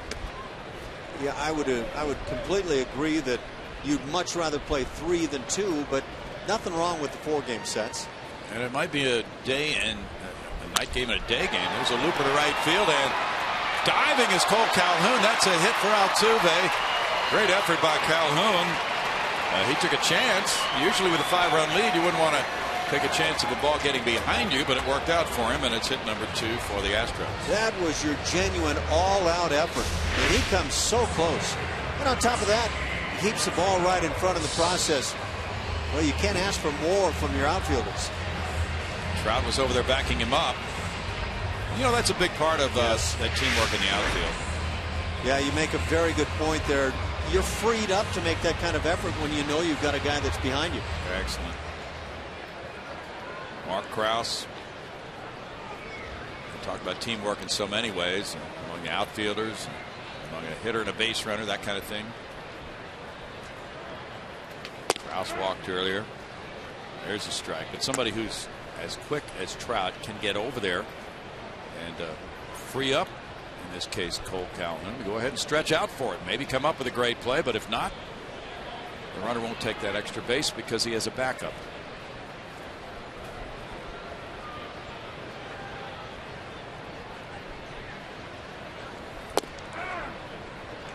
Strike makes it 0-2. Yeah, you get to talking about best players in the game, and we've mentioned Mike Trout. Of course, Miggy Cabrera is going to get plenty of attention and talk when it comes to that subject.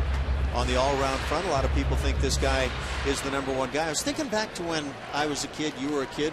Who was the guy in your mind was the best player in the game when you were a kid? Oh, that's a great question. Fly ball hanging up into left field. Hamilton back into the warning track with the grab. Altuve back into first, 2 outs. Yeah, we can get to that in a moment. We go inside the game, though, right now, brought to you by Comcast Business, to break down Chris Carter's at the plate right here, striking out. This is what happened so often last year for Chris.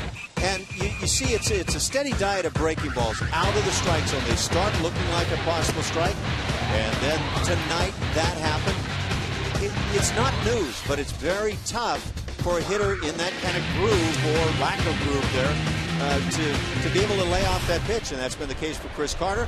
To track how Chris and the rest of the team does tonight, log on to ingameastros.csnhouston.com. Takes ball 1 there off the plate after striking out in the second inning. Okay, I've got your answer. Bring it. Best player in the game. Yeah, it's all perceptual. Everybody has their own answer. You talking late 1960s? Okay. Willie Mays. Okay, Willie was at the tail end of his unbelievable career, but yeah, best player in the game, Willie Mays. I guess you can't go wrong with that one. You want to go into the 70s? Johnny Bench. And Johnny Bench came on to that big red machine, really in good part helped make them the big machine. What year? 70? He came up in 70. 68. He was MVP in 70, I believe. And so, yeah, all throughout the 70s. And the reason I would say those two guys is what we talked about with Mike Trout. The WAR figure, their defensive impact as well. Impact on all facets of the game? Yes. Yes. Yeah, I thought Johnny Bench just shut the game down. Yvonne Pudge Rodriguez did that as a catcher. He did. Yeah. Okay, you get to nominate yours. Okay, I'll bring that in a moment. You're not going to go with Sandy Koufax. No, you know what, though? There was a time, it was a brief period of time, he was, in my view, the best pitcher in the game. Bob Gibson was a part of the game, as was Juan Marichal. There was a lot going on at the time. But Vin Scully had a great impact on my youthful days as a baseball fan. And I cherish those days. I would hear Scully talk about great players that were coming in to play the club that I was following, the Dodgers, and Roberto Clemente's name would come up. Oh, yeah. And Hank Aaron. There was Pete Rose and all the things he could do, and of course Johnny Bench. And so, yeah, those are memories. I had these visions, and I would try to imagine what these guys do and maybe emulate it. And I think it's very healthy for young fans to look around and see what they can find around this great game. 3-2, 2 outs. Altuve will be taking off, and it's ball 4. So Carter took one of those breaking pitches out of the zone, and it's walk number 2 of the night for Richards. That's well done right there, and not said in jest. It is a whole lot harder than it looks to lay off that pitch. That breaking ball just starts at the outside edge and dives off. You want a stat on WAR? Okay. Our producer Carl Patterson just gave me the number of seasons Willie Mays had with a WAR of 10 or above. Grief. How many? 24 years for Willie Mays? Strike one to Guzman, who singled to center field in the second. Carl, how many was it again? 6 years of a WAR of 10 or above for Willie Mays. Well, okay, so Willie Mays, by a lot of people's accounting, is the best player that ever played the game. And he did it 6 times. I think Mike Trout has been above that figure. Now, this year is far from being concluded, but it could be his 2nd time, I believe. And last year, did he dip under the 10 mark? We'll have to check. I think Carl probably has the answers, but I think there's some serious rummaging going on at the moment. Well, Carl told me that in 1965, Willie Mays had a WAR of 11.2. 11.2. Wow. Now, you know, the way you were talking about Vin Scully, I was going to ask you what his WAR was. Yeah, my clever finder is not working right now. We didn't talk war in those days a whole lot. No, he wasn't. Yeah, unfortunately, Vietnam was going on. That's the only war he might have talked about. 1 and 2. Yeah, that was the great curtailer of careers at that time. All right, you asked the question. Yeah. 2013, Mike Trout's WAR was 8.9. Okay, so it did drop, and I think the year prior to that, it was above the 10 mark. So I was suggesting that this could be his 2nd year already. And boy, if you do that 6 times and you wind up in that talk with a guy like Willie Mays, I guess you've done okay. That's up for a ball. Now here's the difference. Although it may not mean anything to Trout, it may not slow him down a little bit to have this big contract now. But Willie Mays was playing on 1-year contracts. Yeah, and I would suggest there was no talk of millions. No, not in those days.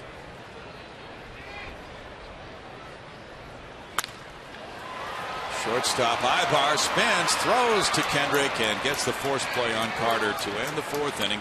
No runs, a hit, 2 men stranded after 4-5 Angels.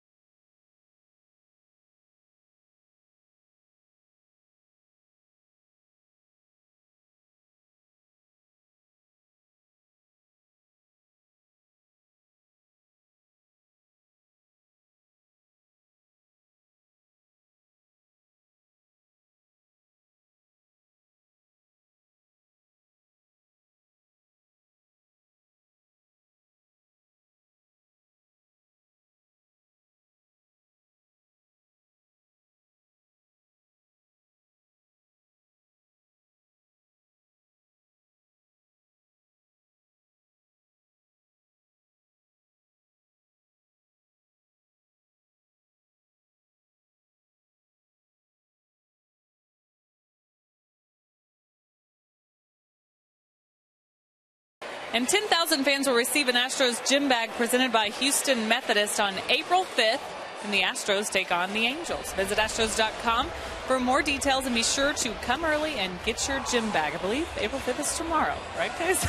There's a lot going on tomorrow. I know, big day. Yeah, with that and Lance and Roy. So come on out early, get your gym bag, watch the Lance and Roy ceremony, and see the Astros play the Angels tomorrow night. And the activity starts actually earlier in the morning. There's a dedication of a new baseball field. That's what Jim Crane has been doing for the last few years through the Community Leaders Program. And that program swings into action at 10 o'clock at the Denver Harbor Park, 6402 Market Street in Houston. Reed Ryan will be there. Nolan Ryan will be there. Jose Altuve, Jason Castro, and Jose Cruz. 5-0 Angels, and Raul Ibanez takes ball one. Ibanez 1 for 2, and the Astros Foundation and the Occidental Petroleum Corporation are celebrating the opening of 2 newly refurbished youth baseball fields tomorrow morning. One ball, one strike. Completely off that subject. I'm watching Raul Ibanez, who's been around this game a while, in the box, and with each pitch not in the strike zone or in, he steps back with 1 foot. 1 foot stays planted in the box. And now, of course, he's going to cross me up with that comment, but he's not going to go far away. Right. This, to me, would be the model that I'd love to see Major League Baseball to say, let's keep guys in this mode and allow the game to be moved along. Good pitch in on him by Jerome and struck him out. He saw a great pitch on the hands, but that's you don't see a lot of guys tapping that front foot with a bit of a backward move. Jeff Bagwell used to have that wide stance and the low crouch, and he would actually have that left foot not only move toward the plate but back toward the umpire a little bit, which was extremely unusual. Yes. Kendrick is 2 for 2 with an RBI. Ball 1 to Kendrick. Only 2 Angels have played more games at second base than Howie Kendrick. Bobby Grich and Adam Kennedy. Might surprise you. They would have had to have made some rules about the Bobby Grich rules. Would have had to have been in effect today about second baseman blocking the bag at second. The Angels would put on pickoff plays with Bobby Grich covering. The pitcher would throw, and Bobby would drop a leg or 2 legs down in front of the bag and completely keep you off. You couldn't find the thing. Spiking. You're a mean fella. Fly ball, right field. Grossman comes in. Well, he's asking for it, isn't he? That's out number 2. He was asking for outs, and he got a lot of them. Yeah. That would be a good reason not to dive back in head first. Well, that did become the ploy. Everybody would say, if there's a pickoff move on you against the Angels, go in with the cleats first and go in hard. This is not ballroom dancing here. No, it is not, and the scoring can be even tougher. Chris Iannetta with strike. Yeah, Bobby Grich was one hard-nosed player and a very good one. Another guy who really was hard-nosed at second base was Bill Mazeroski. Bill Verdon told stories about him. Quick hands. He said, his nickname was No Touch because no base runner could touch him. He got rid of the ball so quickly on a double play. But Bill Verdon, who played behind him in center field with the Pirates, said he would just stand there and take a runner's best shot. And he had these thick legs, and he'd just straddle the bag and get the ball, relay it on to first, and take whatever shot you wanted to give him, and then reach his hand down and pick you up and say, good job. Known as one of the great second basemen of all time. And Mike Scioscia used to do that when he blocked home plate. He would take a hit with the best of them. He invited it. He was a linebacker, and he would take you on. Billy Doran blasted into him one time, and I was talking to Billy after the game, and I said, what did he do? He said, well, he just said, nice hit. That's pretty good. Good changeup. Yes, it was. Ron Williams has a 1-2-3 fifth inning, and it's 5-0.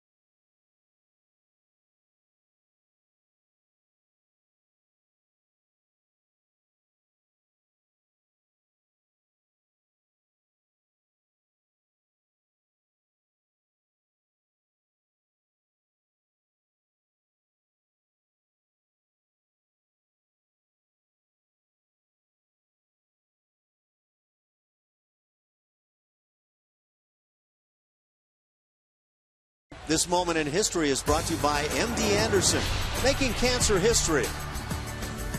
We were talking about him earlier. How about Hank Aaron? Hammer and Hank. Bad Henry. Had a lot of names, but it all added up to greatest home run hitter of all time in my book. This date, number 714 off of Jack Billingham. I was there for that. Were you? Here's ball one. Which you may be thinking, well, wait a minute, that wasn't. You're thinking 715 against Al Downing, but number 714 against Jack Billingham. That was in Cincinnati, opening day. Carlos Corcoran struck out earlier. This one goes to left field. Hamilton with the grab. I had the anniversary date wrong for number 715, but this was off Jack Billingham, as you indicated, opening day 40 years ago in Cincinnati. That's when he tied the Babe record.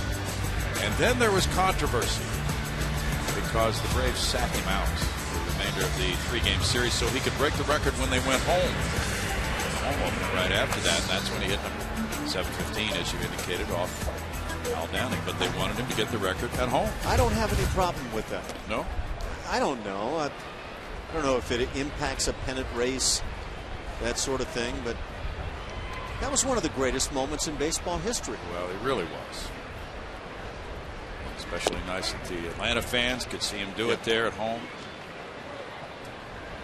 Bowie Kuhn, though, said, well, you're going to have to play him some in Cincinnati. So they played him opening day and then sat him out. But just think of that. Remember when Pete Rose was chasing Ty Cobb? Sure. And he was a player manager, so he certainly controlled his own playing time. But Marge Schott was owning the Reds, and she didn't want him to break that record on the road. And I think he put himself into pinch hit, and he tied it in Chicago. As a pinch hitter? Yeah, I believe. On his way to 44 straight? Yeah. No, that was when he, he tied the all-time hit record. Yes. 4,191. Okay. And she didn't want him to play, but he played because he was trying to win the game. And so I think he wound up breaking it when they got home. But yeah, that's something like that is always special for the home fans. And we went through that with Craig Biggio. Everybody wanted to see him break it at home. So the Astros made sure he didn't do that on the road. You have any issues with that? No. I wouldn't see it done here. Not at all. What Bidge broke out about a 3 or 4 hit game in the process? Well, yeah, then that gets tricky, right? The guy's 3 hits short. Final game of the road trip, he gets 2 hits. You're in a tie game in the 7th inning. That wasn't the case, but that's when it gets tricky. Better to just sit him out the whole game, right? Dominguez draws a 1-out walk. Okay, this is Pete Rose in Chicago when he tied the record set by Ty Cobb, 4,191 hits. Well, I had the privilege of playing a lot against Pete Rose, and there were a lot of great players, but I've got to tell you, I didn't admire any other player more than the admiration I had for Pete Rose. He played the game hard every moment, every time he took to the field, and he just played it right. He played every day. Marwin Gonzalez hit a fly ball to center field. High chop to first. Foul ball. Pujols was trying to start a double play, but the ball was foul when he caught it. So that's strike one. You know, the thing that I really should pass along too about Pete Rose, among many things we could talk about, is that when they moved him, and he played 5 different positions and was an all-star at those positions, but they moved him early in the '75 season from left field to third base. And this was about May. John Vukovich was the opening day third baseman. And Sparky Anderson wanted to get George Foster in the lineup in left field. And Vukovich wasn't hitting. So he moved Rose to third. And he kind of sprung it on Pete. And Pete said, sure, I'll play third base. And he got out there early in the afternoon and worked on ground balls at third base. He wasn't all about hitting and hitting records. Was he a great third baseman? No, but he was serviceable and he tried. Well, he may not have been a great left fielder either, for that matter. I don't know. Right. He was not. Ultimately, I played mostly against Pete when he was a first baseman, and he did a nice job over there. Yes. But how about George Foster becoming the player he became? Well, and that's what really fueled the Big Red Machine to take off with that power bat in left field, added to the other great hitters they had. Played winter ball with George before he became George Foster, and you know, you just had no inclination. No. But he had those huge forearms. Oh, well, he was gristly strong. Enormous strength. He had about a 31-inch waist. Yeah, I always told Mike Scott, I played with him before he was Mike Scott, and what an amazing turnaround. Swing and a miss, and a strikeout for Richards takes care of out number 2. That's number 6 for him. But, you know, on that point, it's kind of what you look for in this game. Do you have somebody that has tools, talent? Is there the potential for the huge turnaround? Yeah, that's right. Alex Presley struck out twice tonight. Nick Swisher and Cleveland beat Minnesota in Cleveland 7-2. Swisher homered and drove in 3. Jan Gomes, who just signed a multi-year contract extension, added a solo homer. There's a smash on the ground into right center field. Now Dominguez heads for third base, and the ball goes into second on the single by Presley. Sharply hit ball, and that brings up Grossman with 2 down. He's a guy, not a big guy. He's had some success on the big league level, and looks like he handles the bat pretty well. Yeah. Hit that ball sharply up the middle. Jarek Brock has a customer at first. Hit number 3 for the Astros. They've all been singles. Robbie Grossman has struck out, and he's grounded out to third.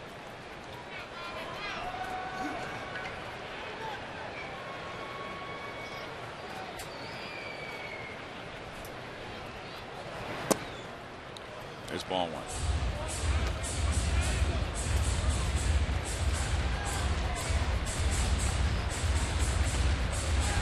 Bobby took a look down at Pat Listash coaching at third. New third base coach, new first base coach for the Astros this year. Dave Tremblay, who was the third base coach, is now the bench coach. 2 balls, no strikes. Pat's a former Astro and also a former Rookie of the Year in the American League with Milwaukee. Jarek Brock was in the Marlins organization. Bo Porter's known him for years. Strike makes it 2-1.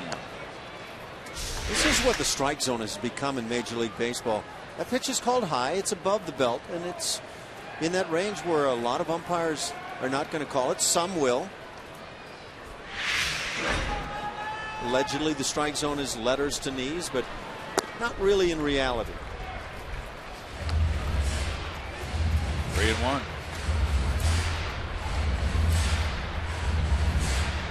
Well, there are a lot of power arms that have come into the game the last few years. I don't ever remember back when a lot of guys will say it was the best baseball going on. I don't remember seeing this many great arms. No.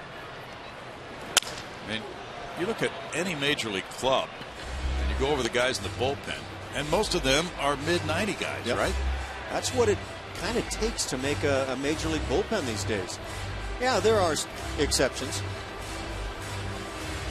So, you know, small strike zone is a disadvantage to the pitcher, but with that kind of extra velocity, it's a better way to deal with it, right? It makes the potential problems a lot less viable for the hitters, let's put it that way. You sound like you're running for office or something. I don't see that happening soon. Let me call Steve Garvey and see if there's... That's ball 4 and the bases are loaded. That's the 4th walk. It's really been a rather strange game for Richards. He's going to get a visit now. And we'll see what the pitch count is. 85 for Garrett Richards. So you can bet Mike Scioscia would like to get his right-hander through 5 innings and give him a chance to taste victory. That patience. I think of Larry Dierker as a manager and the great patience he had with the starting pitchers, and how he really turned some careers around in doing so. Sure did. Bases loaded. Scioscia hoping Richards can get Altuve. The Astros, on the other hand, are thinking, hey, a grand slam makes it a 1-run lead here. Altuve's 1 for 2. He's hit the ball to right field both times. Altuve's a .320 hitter against the Angels for his career. Were any guys helped any more than Mike Hampton and Darryl Kyle? I don't think so. Just amazing. You know, I think the way Dirk allowed Jose Lima to pitch really, yeah, that's true. Really made his career. Really true. There's ball 1. You know, the Dodgers talked about that with Walter Alston and his patience with pitchers as well. You know, that's funny because the rumor in L.A. was that Sandy Koufax didn't get to become a starting pitcher for such a long time because Alston didn't have the patience with his lack of strike control. Interesting. Now, rumors aren't always truth. Right. But, you know, Sandy had that short career, cut short by the elbow problems. But he really didn't start in the big leagues with that great arm as the 21-year-old kid either. 1 ball, 1 strike to Altuve. And we could be feeling a lot more energy soon if Altuve comes through with a nice hit. Big time for a knock. 2-1. Still 95 miles an hour, but command is lacking. Now, if you're Jose Altuve, that 2-1 count, do you just go ahead and settle in, say 1 pitch fastball, and if I get it through this zone, through the heart of the plate, go ahead and tee off?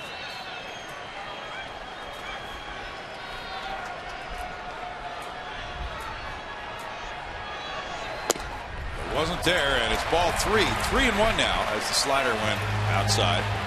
Even though the Astros won 2 of 3 from the Yankees, they scored 11 runs in the 3 games, and they hit 150 with runners in scoring position. 3 for 20. A hit right here will go a long way toward giving everybody a positive feeling. That's a walk, and that forces in a run to make it 5-1. That'll keep things going for Mark Krause. 5th walk for Richards. Nice patience by Jose Altuve. Yes.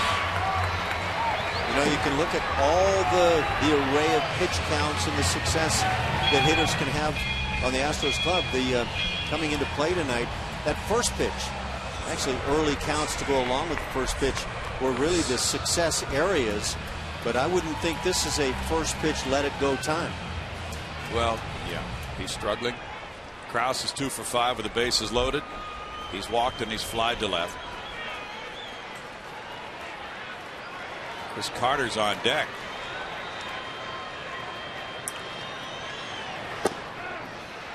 He does take it at strike 1. I think that was a good take on that pitch. I think it was the right thing to do. This guy's struggling. All you'd have to do is pop it up, and everybody, including guys in the dugout, might see that as a poor choice. Fernando Salas is warming up here in the 5th inning.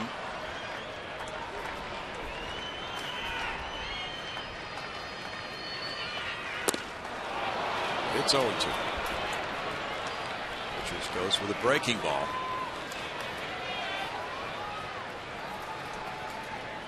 Garrett's 25 years old. He was 7-8 last year. Angels have a different look to their rotation. They brought in a couple of pitchers to complete the 5-man rotation. One big swing time right here for Mark Krause. It's a liner and it's foul.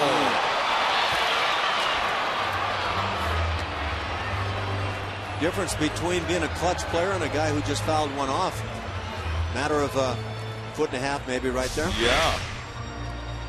Took that curveball, stayed on it. Oh, please stay fair, baby.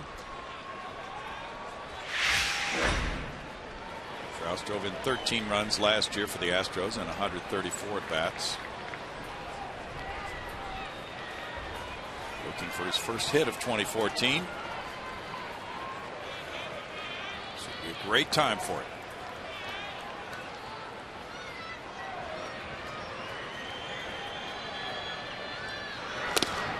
Inside, 1-2.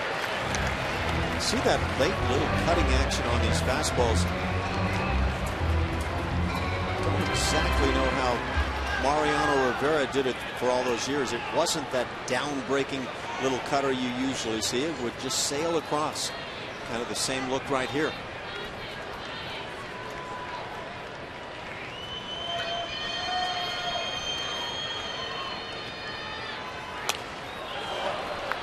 Still a 1-ball, 2-strike count. Kansas City beat the White Sox 7-5. Jeremy Guthrie won that one.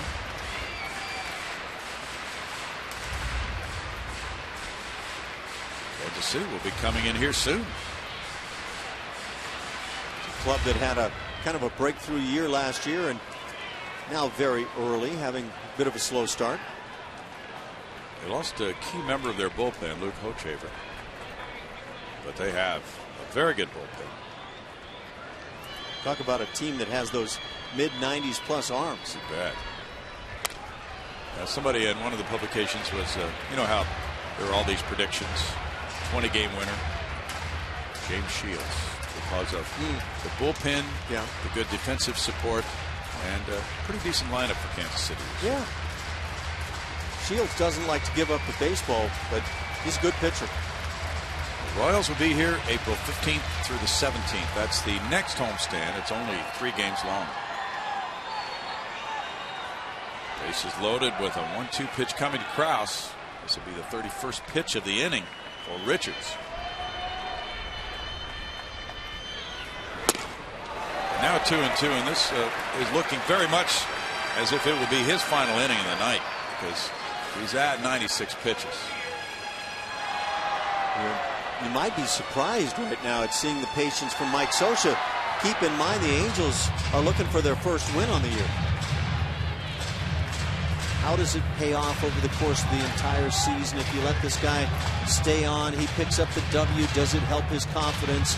Does it ultimately help your bullpen? All those things running through your mind.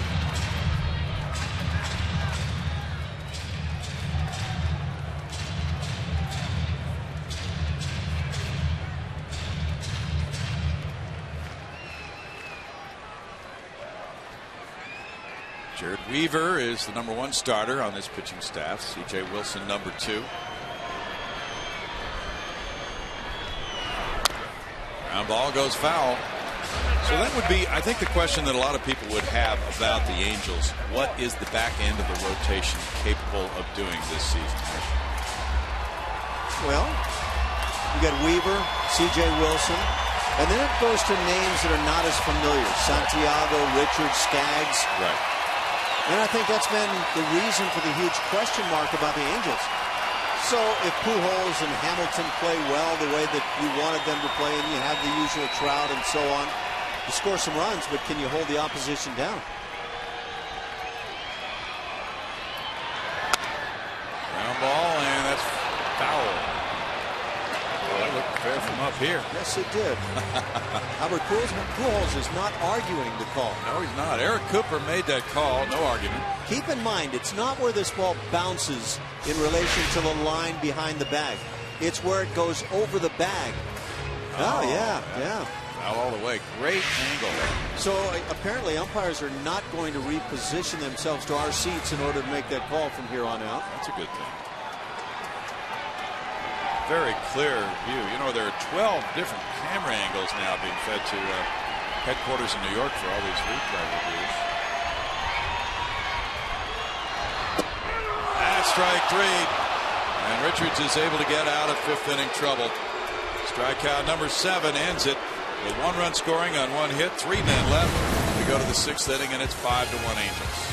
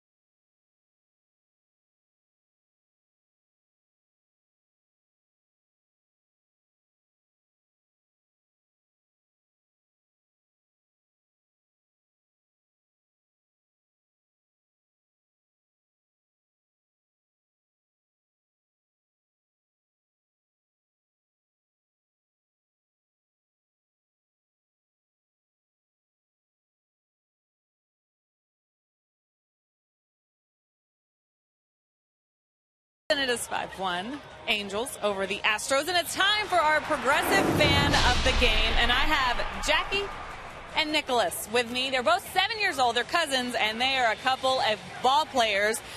Coach pitch softball right here with Jackie. Machine pitch baseball. Good stuff. Who's your favorite Astro, Jackie?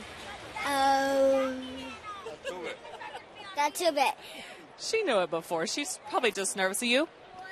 Same. Can you say let's go to Astros? Let's go Astros! Go. I knew they could say something. All right, Brownie, back to you. Julia, and so Jackie and Nicholas. Jack Nicholas? Hey. Oh. That's a good one. Okay. I'm impressed by their gloves. They're ready out here. They are. Jack Nicholas, who was a baseball player in Ohio. Was he? Along with being a golfer. I think so. Eric Ibar has a sac fly. Yeah. He was a Buckeye. He's been quite a tennis player down through the years, just for fun, Jack Nicholas. 1 ball, 1 strike. Like Johnny Carson, I did not know that. Oh, well. Now, who's going to be taking over for Letterman? You know that? Well, it's still, I think it's still down the line a ways. Okay. Well, 2015. But, you know, once you say that 2015 is your last year and you're a lame duck guy, it may change, right? Who is that guy out there that's having the hot career that is going to be in line? I have no idea. 3 balls and a strike. Now, of the guys on the 1986 Astros, there would have been some candidates for that job.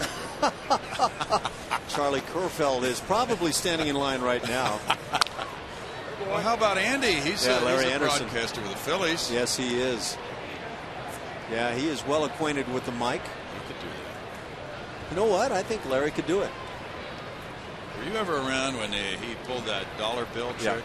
Yeah, well, he'd put a stick of 20 on there sometimes. He'd get a little quicker with the pullback, but so he had a $20 bill attached to what, a fishing line or something? Yeah, something like that. Nobody could get close to that bad boy. If it was a 20, if it was a dollar, you had no chance. But it wasn't as extreme as with the 20. And would he sit like in an airplane airport terminal area and just drop it that out, thing on the drop ground? it out there in the aisle where folks are walking by, and then somebody would reach for it and he'd yank it back? They just didn't have a prayer. They'd all walk for Ibar. Cole Calhoun is 0 for 3. Oh, the fun we used to have, Brownie. What about those fake teeth he wore? Did he ever break that out on a road trip? Oh, like constantly. Larry was he was Stephen Wright. We didn't know who Stephen Wright was, so he'd break out all his private collection of Stephen Wright stuff, and we'd giggle. He put seeds all over his face. It had to hurt. What were some of his famous sayings? Well, that was the Stephen Wright stuff that I'm referring to. Yeah. So they weren't his. Why do you drive on a parkway and park on a driveway? Yeah. That kind of stuff. Right. If you don't know the Stephen Wright reference, go to YouTube and have yourself some chuckles for a while. And then after you do that, come back and we'll still be here. Don't leave us in the process. Just we'll be around. Amend what you're doing with us.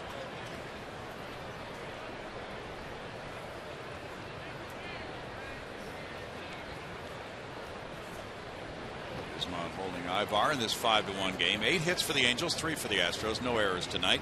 Each club has stranded 6. Game 1 of a 4-game series. Hits for Presley.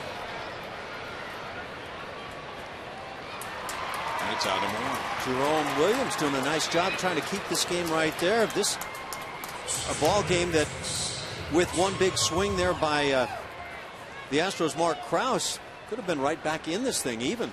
Right, and it's only the 6th inning, so still some chances that things can turn around, and that's why a guy who can do what Williams is doing now, and this is his 3rd inning, he's pitched 2 1/3 so far, or what Peacock did last night, going 3 1/3. Now, back-to-back long men coming in and really giving the short guys in the bullpen a break. I thought the stuff of Peacock last night looked really good.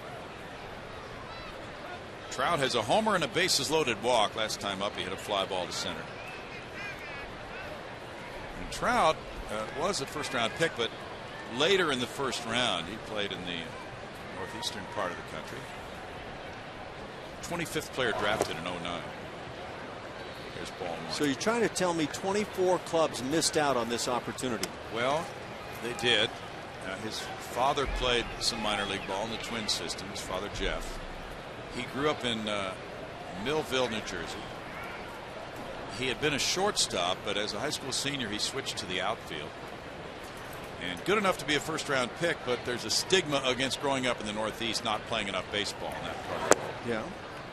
So he kind of put that stigma to rest. Well, there's also that thought that it's much more difficult to project a high school player than it is a college player who's had the 4 years to grow up and develop, and apparently in this case something like that factored in. Well, that's how it went last year for Mike Trout, second in the MVP voting for the second straight year. In fact, Brownie, the Mets had back-to-back picks, 24 and 25, in that draft, and didn't choose Trout until the second of those back-to-back picks. So what a snub job. Fly ball to center. Presley moving in for this one as well. And that's out, number 2. Now, there were those, of course, numbers crunchers who said, well, Trout should have been the MVP last year rather than Cabrera because of all of his defensive contributions. You know, I want to step up for Miguel Cabrera a bit as we talk a lot about Trout, and deservedly so. Cabrera, I thought, at least when my eyes were on him, played a solid third base. Granted, he's probably not among the elites third sackers, but man, his bat is so good. Pujols 3 times has grounded out to Matt Dominguez at third tonight. Yes, it is. And he gave it effort, and now he's back at first base with the trade of Prince Fielder. Here's ball 1 to Pujols. You know, that year that you may have mentioned it, I missed it. If you did, I apologize if it's the case. Mike Trout was drafted. Steven Strasburg was the number 1 that year, and that was a consensus choice. No, I didn't mention it. Oh, good. We've got some news flash out there. Okay. Dustin Ackley was one of the early picks, second. Drew Storen. Alex White was in that draft. Number 15 to the Indians. Shelby Miller. A lot of fine names, but Mike Trout down there. Got to make a lot of people uneasy about missing on him. Foul back. 1 ball, 1 strike. Good swing by Pujols, and yet another pitch that appeared to be right in the hitting zone, and he doesn't center it up. Players will call that just missing their pitch, but he's grounded out twice on pitches right there, and another one he gets. I'll tell you what, there were days when if you threw that pitch, you didn't bother watching where it went. Well, yeah, if you were driving the train, you might get it moving, get it out of the way. We've seen some of those shots here. Bobby Dynamite could have gotten lit up on some of those. That one he hit off Brad Lidge, that might have been capable of going right in one window of the train and out the other. Yeah, you know, we've seen a lot of balls go up onto and beyond the tracks, but that was just a bolt of lightning heading in that direction. Laying out, Marlon Gonzalez backhand flip offline. So that'll be a hit for Pujols.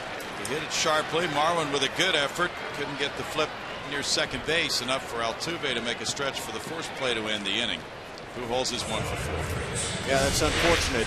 And that tough part of the play, of course, both parts were tough, but coming up with that glove play and then just simply unable to get it on the backhand side to the bag. Marlon's got a lot of ability, and you mentioned the fine spring he had with the bat, and otherwise did a lot of things to impress, I think, a lot of folks. Now Jerome Williams has 2 men on, 2 outs for Josh Hamilton. Hamilton's 2 for 2 with a walk. Marwin is a very talented backup player, quite capable of playing 4 stretches, and can play anywhere now. He even played some center field in spring training. And with the 4-man bench that the Astros have right now, that versatility could be tapped into by Bo Porter. The infield shifted around for Hamilton.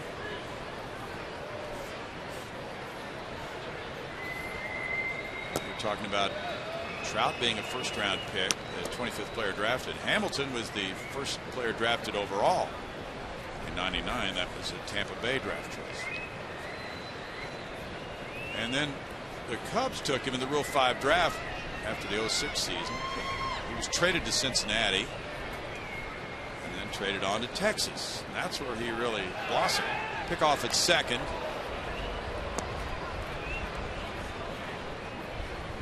So some of those clubs, well, they knew Josh Hamilton had the talent, but he had off the field problems. He had a car accident in 2001 before he did much in the minor leagues, for that matter, and he had back pain all year and got into some problems. There's a deep drive to right field. That's a 3-run shot by Hamilton.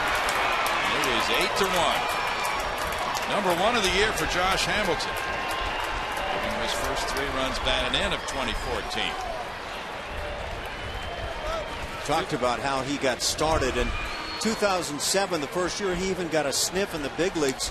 That's home run already, number 183, so he's hit a load. And a no doubter there for Hamilton. You can hear it come off the bat. He just centers this ball up with that uppercut swing. It's kind of pop he has.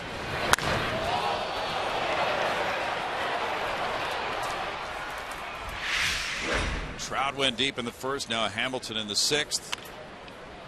And a foul ball by Freese, strike 1. The Astros were oh so close to ending the inning on that Pujols ground ball when Marwin tried the backhanded flip and couldn't get to second base accurately enough. And then Hamilton really made them pay with a 3-run swing. Foul back.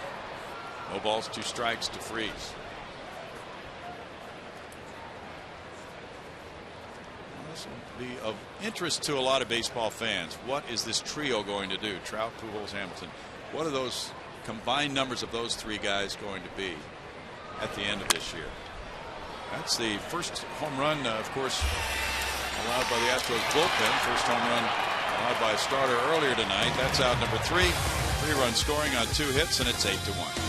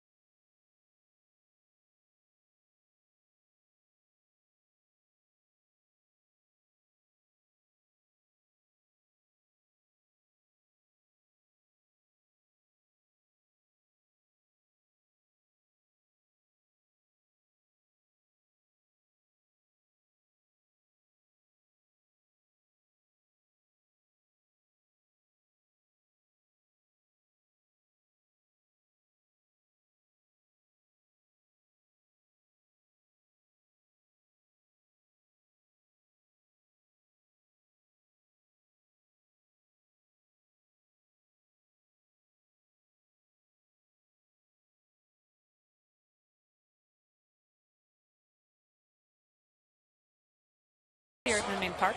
Kick off your weekend at Minute Maid Park this season with Friday night fireworks presented by Marathon Oil Corporation. Enjoy post-game fireworks after every Friday home game this season. Visit Astros.com or call 1-877-9-ASTROS for more info. That's tonight, guys. That is tonight. We look forward to it. It's cooling down right now. And not a big breeze coming through, so that won't be any problem to prevent fireworks. A lot of people look forward to this show every Friday night at home. Now the bullpen comes into play for Mike Trout. He has an 8-1 lead. The Angels have out hit the Astros 10-3. No errors tonight. Each club stranding 6. He goes to right-hander Fernando Salas after Garrett Richards turns in a 5-inning effort with 3 hits and 1 run allowed, walking 5, fanning 7. Salas has been in 2 games, and those are the numbers. Bullpen has received some shots by that Seattle club in the first 3-game series. Bullpen ERA for the Angels is 10.80. 10 runs allowed in 12 innings. Late runs, maybe some add-on runs by a hot Seattle club in that series. Carter was struck out and walked. That's in for a strike, and it's 0-2. Salas came up with the Cardinals after pitching in Mexico for the Saltillo club.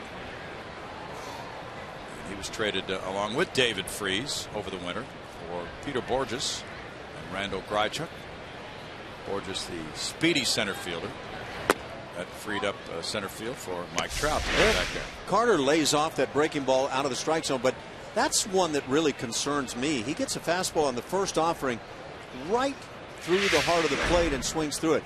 And you know, as a big time hitter, and I think Chris Carter can be that, you can't miss that pitch. 2-2. 29 bombs a year ago. Screams that he's got the power. Well, you've seen him hit those line drive home run shots out to right field. Legitimate power to all fields. They're shading him toward left center with Trout. He hits one to left center field. Trout going for it. That will one hop the bullpen fence. Carter into second base with a double. Good swing by Carter for his first double of the season. Oftentimes one at bat can turn things around, and Chris has got to be thinking that. The count was 2-2, and he put a nice powerful swing on that one and ripped it. But with him, he's so strong that it looks like sometimes he's not swinging hard and the ball still flies. Yeah, it looks easy for him, doesn't it? That's a tough pitch. Down at or below the knees. You can just see the ball come off his bat.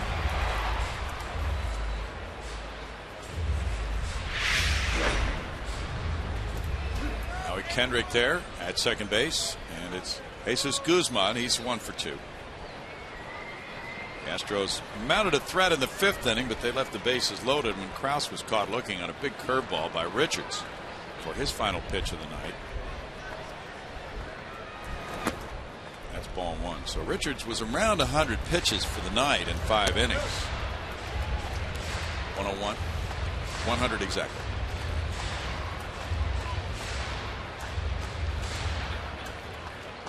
And for a lot of managers, that's the limit for a starter making his initial start of the season. He wouldn't have thrown nearly that many in the final spring training start. And quite often, spring training, the nature of it is that the pitch count will be added each time. But sometimes for the starting pitchers, it's the next to last spring start with the highest pitch count on it. And then they'll back off that starter in his final spring start. Yeah, I think that's the norm. And you just try to get your throwing in almost in that final start. It's kind of like the side session where you don't throw 100 pitches, but you do everything you want to do to tune it up for that first start of the year. So it's kind of a way of easing the rotation into the season.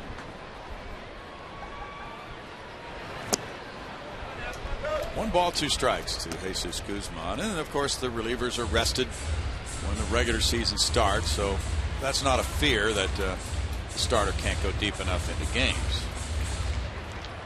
Much like Jared Cozart with that spiked first finger on the baseball. In preparation for the breaking ball, you can change easily to the fastball. He chased it and struck out. Guzman retired. Strikeout number 8 for the Angels pitching staff tonight. Salas was the Cardinal closer, and in 2011 he had 24 saves in 30 save opportunities. Last year he spent time, though, on the disabled list and missed 33 games and was not on the postseason roster for the Redbirds last year. Carlos Corcoran is 0 for 2. Max Stassi drove in a run last night as the starting catcher for Oklahoma City. Very good catching depth in the Astros organization right now. There's ball 1. Tom Kohler won for Miami, beating San Diego and Eric Stultz. Final score there 8-2 in Miami. Giancarlo Stanton hit his second home run of the year. That Miami club with similar goals to the Astros. Fly under the radar, shock the world, show a major improvement from last year to this. Miami also losing more than 100 games. Cole Porter has really felt good about this team in spring training, winning 2 of 3 from the Yankees. A very nice start. Tonight falling behind 5-0 after 3.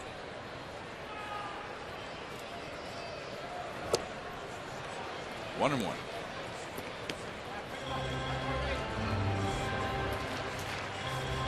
It takes a while to get a fix on a club, doesn't it? How many weeks do you think it would take maybe a manager or a pitching coach to really know what he has on his hands in a given year? Yeah, I think it varies, and you're going to get different opinions. I think most people will say you need a third of the season, 54 games. Out into center field, a hit in front of Trout. Carter goes to third on the single by Corcoran, his first hit of the year after an 0 for 4 start. But I think it depends on the player too. I think you can look at a guy that's loaded with tools, see him in a matter of a week and say, yeah, I'll lock this guy up on my club. I'll write his name in every day. Guys that are a little more the norm in terms of tools, it's hard to figure out. Some guys can really play with those limited tools, and some guys have a struggle. 2 men aboard for Matt Dominguez. Matt grounded to short in the 3rd. He walked and scored in the 5th.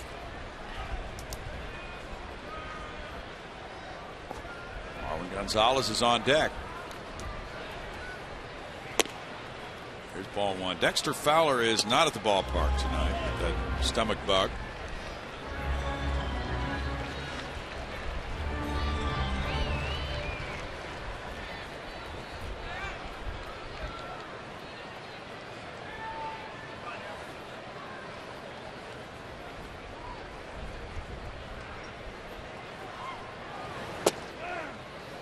It's in for a strike. That makes it 1-1. The Tampa Bay Rays knocked off Texas in St. Petersburg 8-1.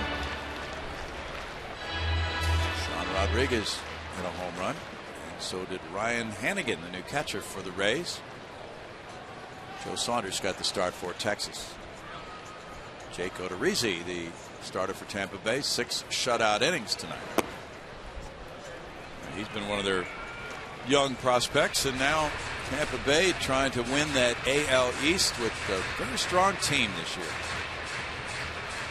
Will Myers came up last year and won Rookie of the Year. Well, he is a good-looking player. Zobrist, Longoria, Yunel Escobar, Desmond Jennings. Good club. Foul back. Yeah, Ben Zobrist, a former member of the Astros minor league system. Did he get a little look in Houston? No, they traded him before that, and he was a prospect. They knew he had good abilities, but I really think he's kind of exceeded the expectations. I think he's really blossomed under Joe Madden. Yeah. I think confidence has been provided, and hey, we trust in you. We'll put you. He plays multiple positions for that club. Yeah, it would have been hard to foresee him doing what he's done. Aubrey Huff was the guy the Astros got in that trade for Benjamin Zobrist. 3-2 to Dominguez. But yeah, a player like that, and he hits. Plays second base, right field. You don't think of that combination very often. Can play shortstop. Tampa Bay organization is really a trendsetter in many ways. It's a different look. When you see Tampa Bay, you'll see these different players that play at various positions. And sometimes you might even ask yourself, why is he in this particular position tonight? And for Joe Madden, I don't know that he gives the answer, but he seems to, in a wily way, have his own reasons. He's an outside-the-box thinker. 3-2 pitch fouled away. And he was a long-time coach with the Angels. You know, it worked out very well for him. You're a coach for Mike Scioscia. Back in those years, not much future in waiting around for Mike to be fired. A lot of rumors in recent years that he might be fired. There have been. And yet, in my opinion, common sense prevailed. He's been really, to me, one of the best managers around.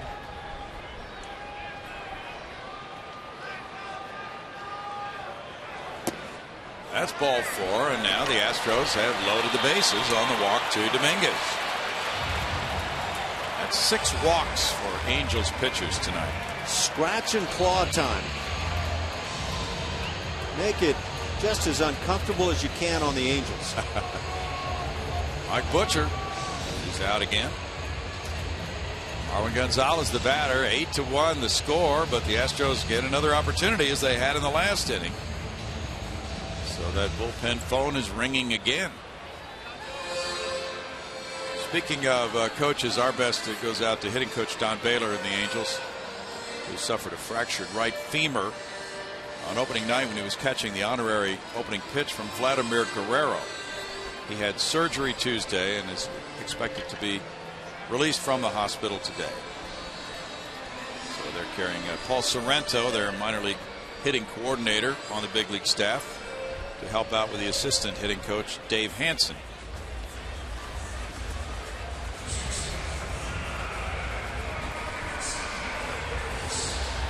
Marwin Gonzalez is 0 for 2, fly ball to center, strikeout. And his first 2 at-bats of this season. Presley's on deck. Well, that was a weird injury to Don Baylor. One of those gentle giants. Just he's a big, strong man. And you meet him, and just as nice as they come. Michael Kahn is warming up. There's ball 1. Dare I say, when he was on second base and I was playing against him, I was more than concerned about the possibilities that could be coming at the plate. Yes. He gave no quarter. Ran hard and well. Strike makes it 1-1. Well, you know, Art Howe, as we see Michael Kahn warming up, said that's what he visualized and feared about Craig Biggio catching, with somebody like Dave Parker coming around third and into the plate. And that was one factor as far as moving Craig to second base. Parker got me in winter ball back when he could fly, and I was no longer in the dirt circle when the play was over. And I literally mean that.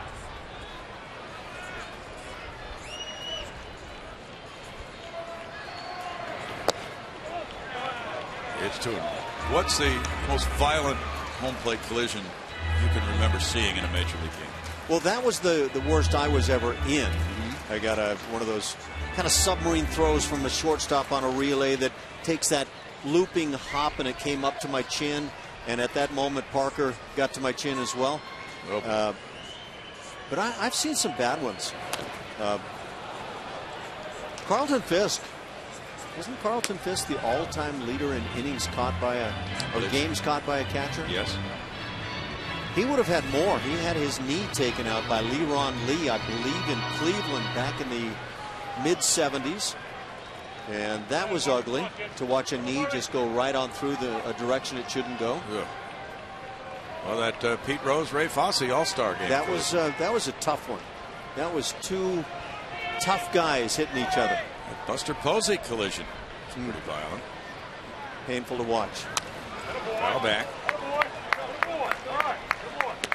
Mike Scioscia was probably involved in some of the real vicious ones through the years, but I don't know that Mike ever got dinged at all. Well, he got so low he literally sat on home plate. Yep. So you couldn't get below him and deliver a blow that way. That description fits for Brad Ausmus, and watching him, how he would just get down to a knee and drop down in front of the plate. And you'd try to go down. I'd watch guys try to hit him, and they just almost couldn't do it. You'd go over him. Yeah. But you weren't going to score with him that low. No, he was perfection in my mind. There are a lot of things that Brad did behind the plate that were eye-opening for me.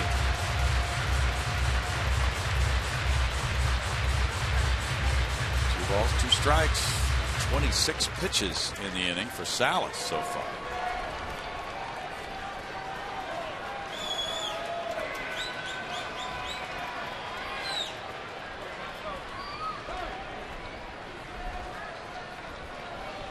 The Halos last March and April were 9-17.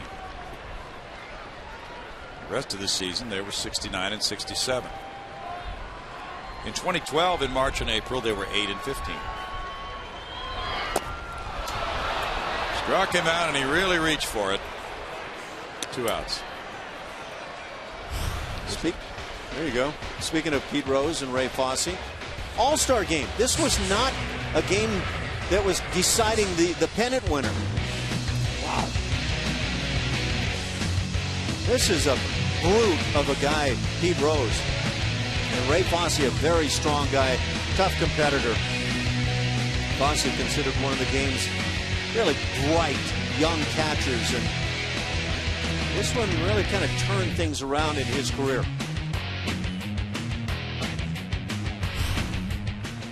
Now time is called, and as we discussed that play, of course that play would be illegal now this year. Yeah.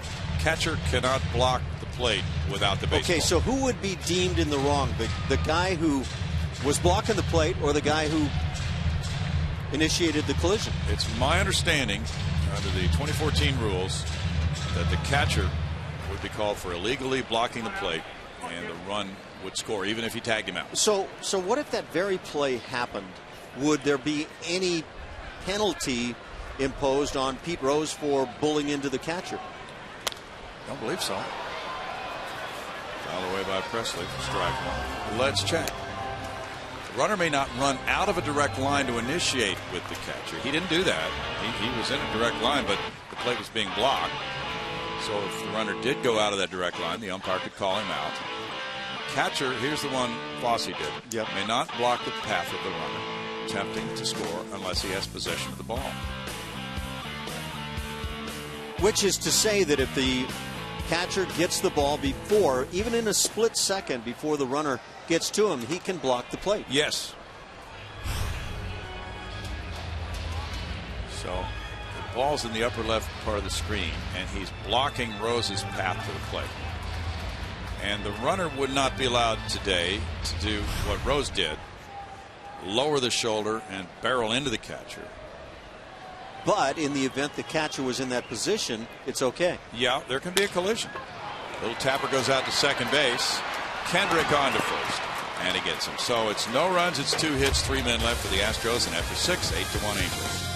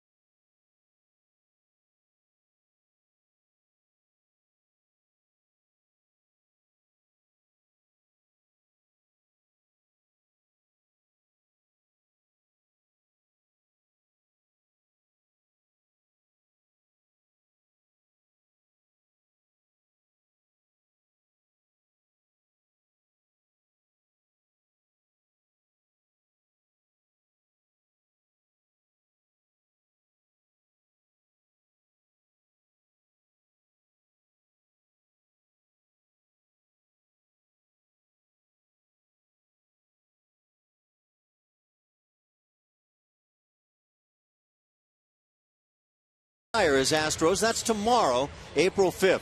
Join us for a special pregame ceremony honoring their careers, including speeches by both Astros legends.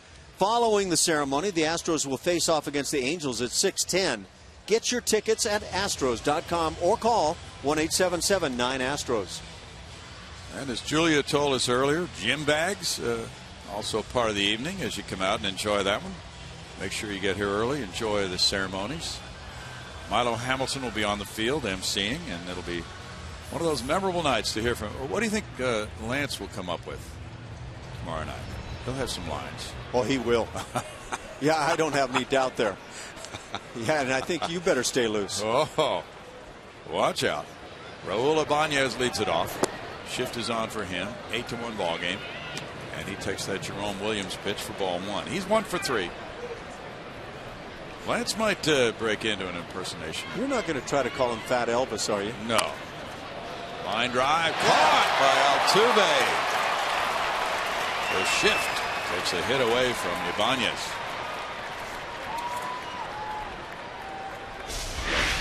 Yeah, this is a nice play, even being in the right spot. Altuve had to get up, and he did a nice job doing it. Beautifully done.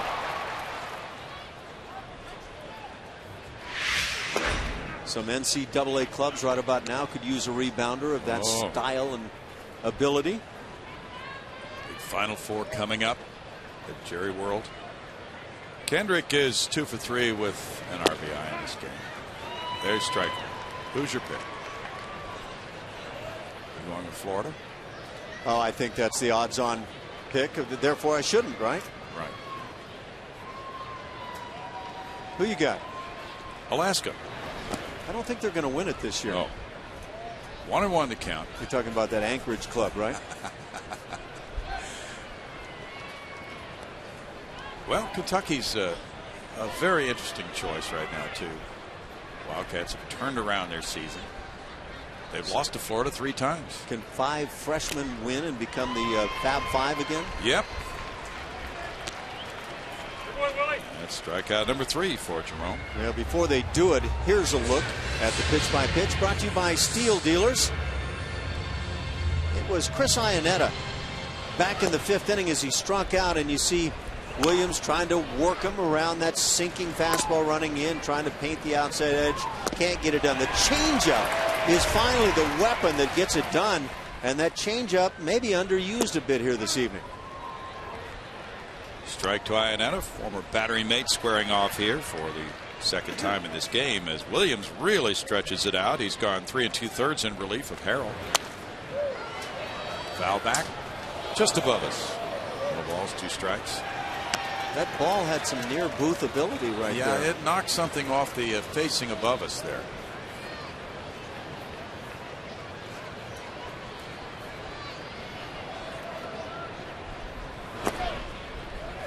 One ball, 2 strikes. There was a very violent home plate collision here a few years ago with Humberto Quintero. Mike Cameron blasted into him. I believe Q went on the disabled list after that hit. So it would be nice to avoid those with the new rules. Fly ball left. Krause lays out for it. Can't hold it. It trickles away from him. Now here's Iannetta going into second base. And the throw to Altuve. Close, but not there. A double for Iannetta, his second of the night. Ball was drilled into left field, and you know, when you're Mark Krause, you're not getting a whole lot of outfield time. This is a tough challenge, but he does a nice job ultimately keeping the ball there despite the double. That wasn't so much a come in and risk the double chance because the ball was hit so sharply to the right of the left fielder. He was diving to save things there. Nice effort. Now it's Ibar batting. That was hit number 11 for the Halos. Ibar hit a sac fly in the 3rd, walked and scored in the 6th. Williams really giving the Astros some nice relief tonight. This will be his 60th pitch. Line drive right field. That's a hit. And the go ahead for the runner Iannetta. The throw goes into second. It's 9-1. the single by Ivar, his second run batted in of the night.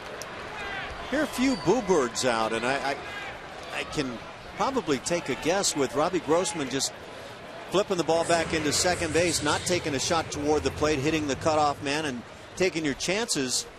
And it gave me that feeling right away that, yeah, I think that's the direction you want to come on that play. Charge the ball hard, fire to the cutoff man. Let's take a look. You can't see what's setting up in front, but he does lay back, and then there's just no other consideration. That's a dozen hits now for the Angels. And Cole Calhoun is a batter. Calhoun 0 for 4. You know, we were looking at the Angels roster today, Ash, and wondering where's J.B. Shuck? He didn't make the club. Guy that really did a nice job a year ago. That is the 900th hit for Ivar in his career. Ball one, and we were told that J.B. Shuck, who had an excellent year for the Angels, really went down to the final cut, but Colin Cowgill beat him out for a backup outfield spot on this Angel club.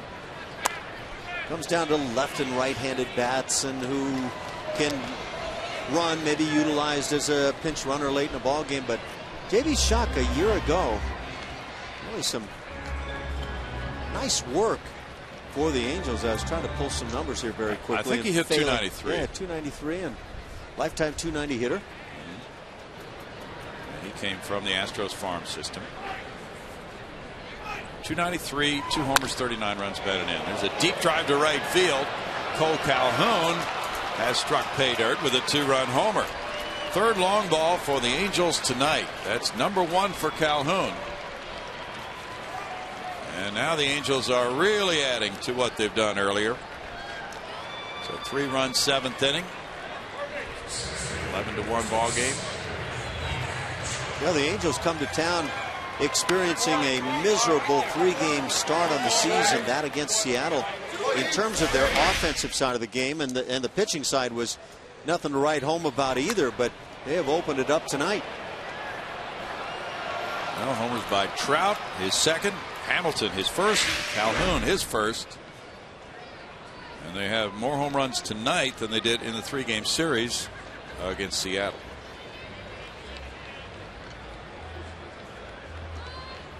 So perhaps a tiring Jerome Williams, who's thrown 63 pitches, and meanwhile it's Anthony Bass warming up. This will buy him a little time. The Angels had hit just 2 home runs coming into play tonight. They'd only scored 8 runs while hitting 177 as a club. So you can imagine the relief that Mike Scioscia's feeling right about now. Yes. Brent Strom is headed for the mound. 13 hits by the Angels tonight. Mike Trout will be the next batter. He has one of those hits, a homer, and also a bases loaded walk. 2 outs in the inning. There are the coaching staff changes for the Astros with the newcomers. Brent, Derek Brock, Pat Listash, Craig Bjornson had been the bullpen coach, and last year he was a rover in the minor league, so he returns. And then the new assistant hitting coach is Ralph Dickinson.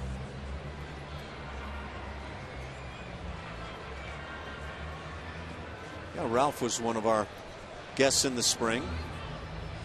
We had a lot of fun. That actually is an enjoyable time in those spring games, getting the guests down in the dugout and kind of getting some of the insights that they can provide during the course of a game. You guys had a good conversation with him. Was it you and Mike Stanton? Yeah. Mike was out here tonight.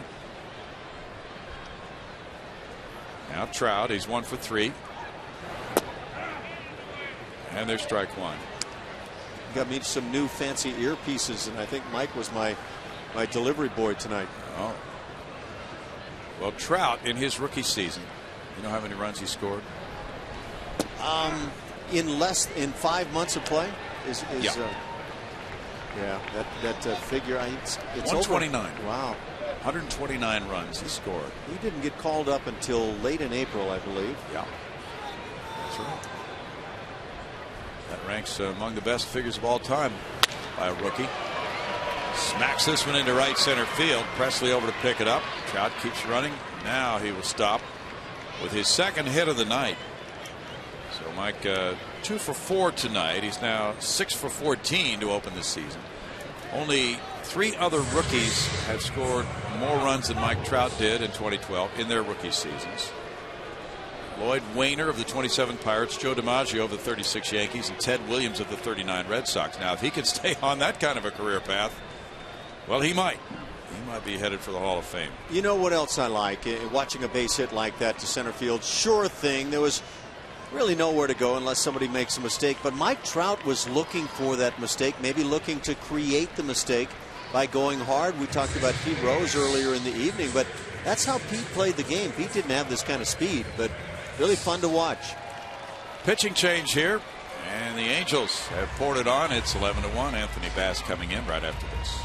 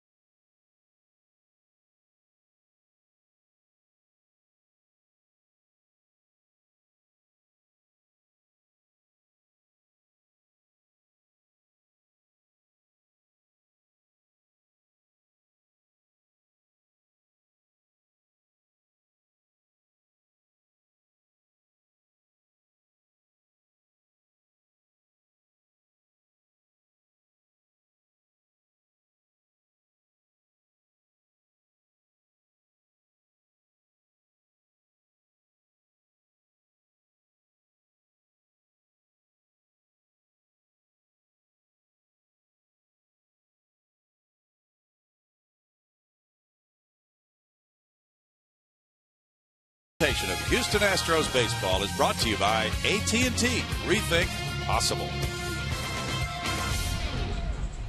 Well, the Angels came in with what was possible, their first win of the year, and they have taken it right to that 11-1 lead.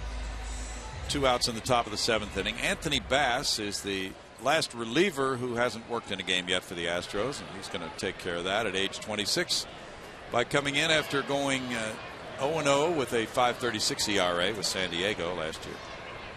Had some impressive moments on the spring. I really thought he earned his way onto the club. Albert Pujols, the first man to face him. He's 1 for 4. Line shot caught by Marlon Gonzalez about waist high. And the Angels come up with 3 on 4 hits. They leave a man. They're up 11-1.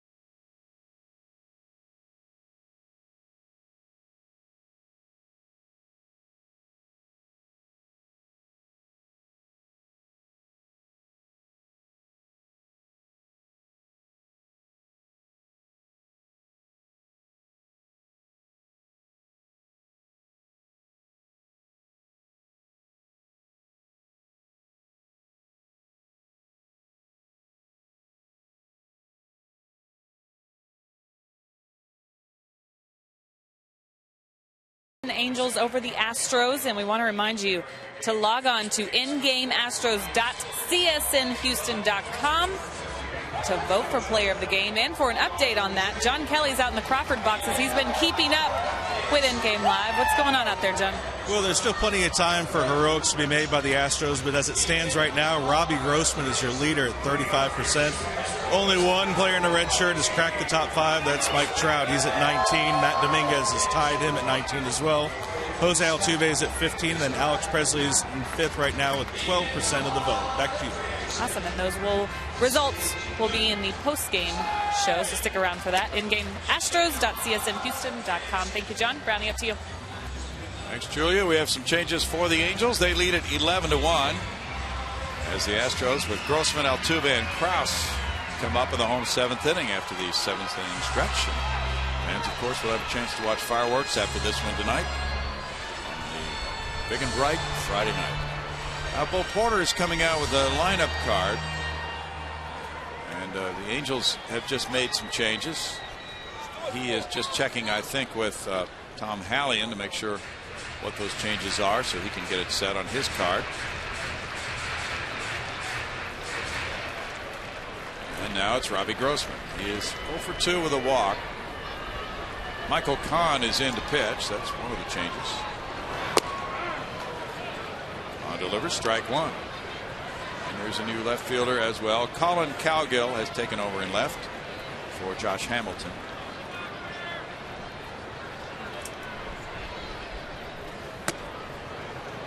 Kahn shoots that one at 95 miles per hour, and it's ball 1 for a 1-ball, 1-strike count. 2 games. He has an ERA of 9 this year.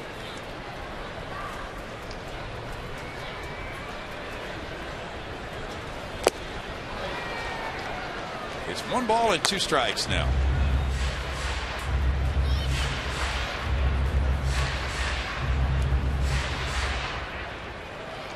Angels finished under 500 last year at 78 and 84. They were 18 games out in 3rd place.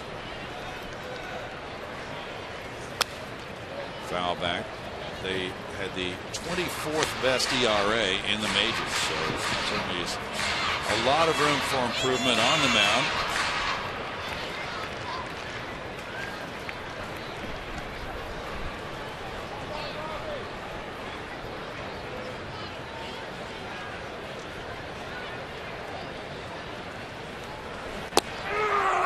Strike 3 call. 1 out.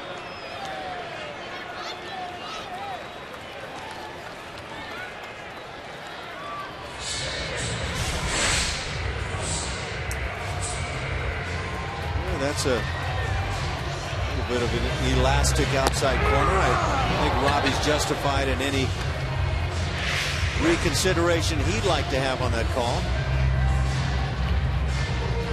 Not reviewable. Jose Altuve is 1 for 2 with a bases loaded walk, giving him an RBI. Michael Kahn is 27 years old. He's from Camden, South Carolina. Went to the College of Charleston. That's ball 1. Last year he pitched 63 times for the Angels with a 1-4 record and a 3.74 ERA. It's a 1-ball, 1-strike count. Kahn has come back from Tommy John surgery in April of 2012. He's in a lot of company with that.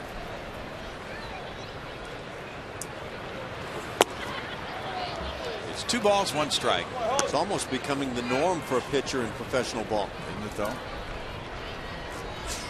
Jose Valverde got a save for the Mets. They beat Cincinnati 4-3. Beating Mike Leake.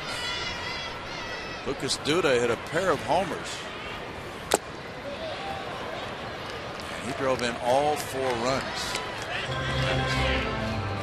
2 balls, 2 strikes.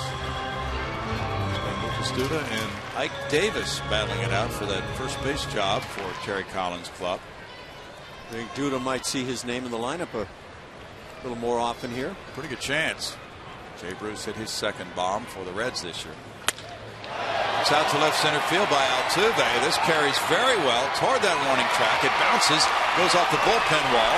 Picked up by Trout. He'll check in with a double. First double of the season for Jose Altuve.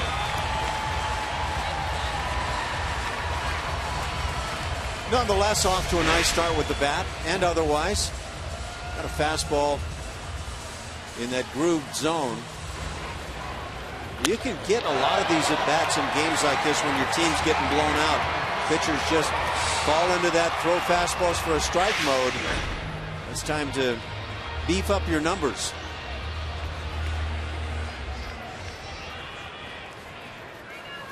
Now Krause the batter. Krause is 0 for 2 with a walk. Carter's on deck.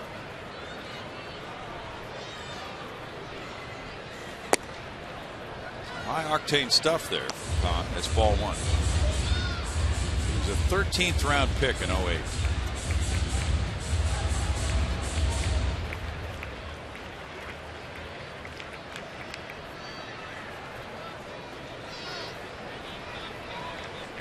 Dallas Keuchel and Tyler Skaggs go tomorrow night. Skaggs at one of the offseason acquisitions by general manager Jerry DiPoto of the Angels.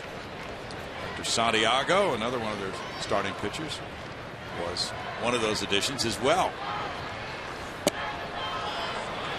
1 ball, 1 strike to Krause.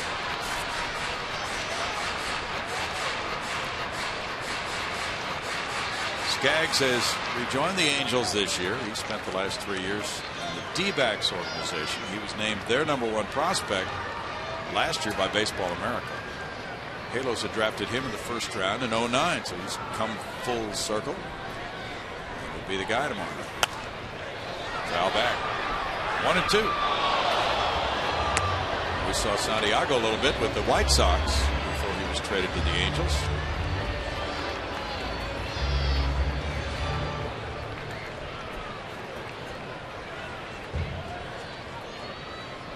Seattle and Oakland postponed. Oakland's already had 2 postponements at home this year. They played the earliest doubleheader in Major League Baseball history a few days ago. Swing and a miss, and Krause is down on strikes. 2 outs. That was the second day on their schedule, I believe. That's the day that a lot of teams have that kind of regroup off day following an open day. Did you see Josh Donaldson? I believe it was in their opener when they were shut out. He kind of showed up. Derek Barton. Barton was on second, and Donaldson hit a ball high off the center field wall, and Barton didn't score on it. Threw both hands in the air. Yeah. What are you doing over there? Right. Did you know that's my RBI? This one skips by Iannetta, and that wild pitch gets Altuve to third base. Yeah, I thought that was really bad teammate work when I saw that. Yeah. It was horrible base running, but still not often. And I think that was out of character with Josh Donaldson. We all have our moments, right? I haven't seen any from you. Oh, yes. Just wait, pal. It's early in the year. We'll play a little golf and break those out. Oh. Well, wait till we get to that CN Tower in Toronto. Pointing up there where Julia's hanging over the deck. That got a lot of attention on Twitter last night. Did it? Got a lot of attention from Julia, too. Ooh, look at that heat. At 95. 2 balls and a strike. Some guys throw 95, like we were watching early in the ballgame from Garrett Richards, and plus. And then some guys throw 95, and it just looks like another 10 miles an hour, like that fastball right there from Kahn. That just had that action in on the hands of a right-handed batter.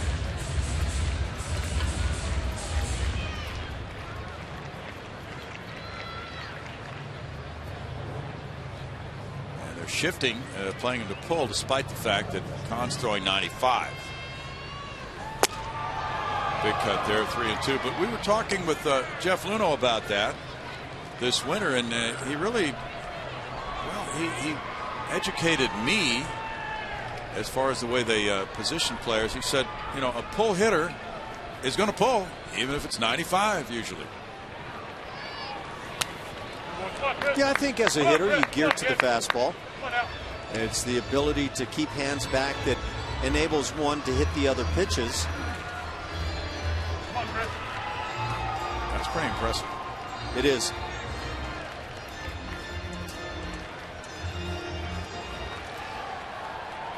Giants beat the Dodgers 8-4. But I still believe that when you're going to use shifts, you have to pitch to the shift. Popped up. Sliding try, but he didn't quite get there. That's Ian Stewart at first base for Albert Pujols. Because of that fence in front of the Astros dugout, he went with the slide.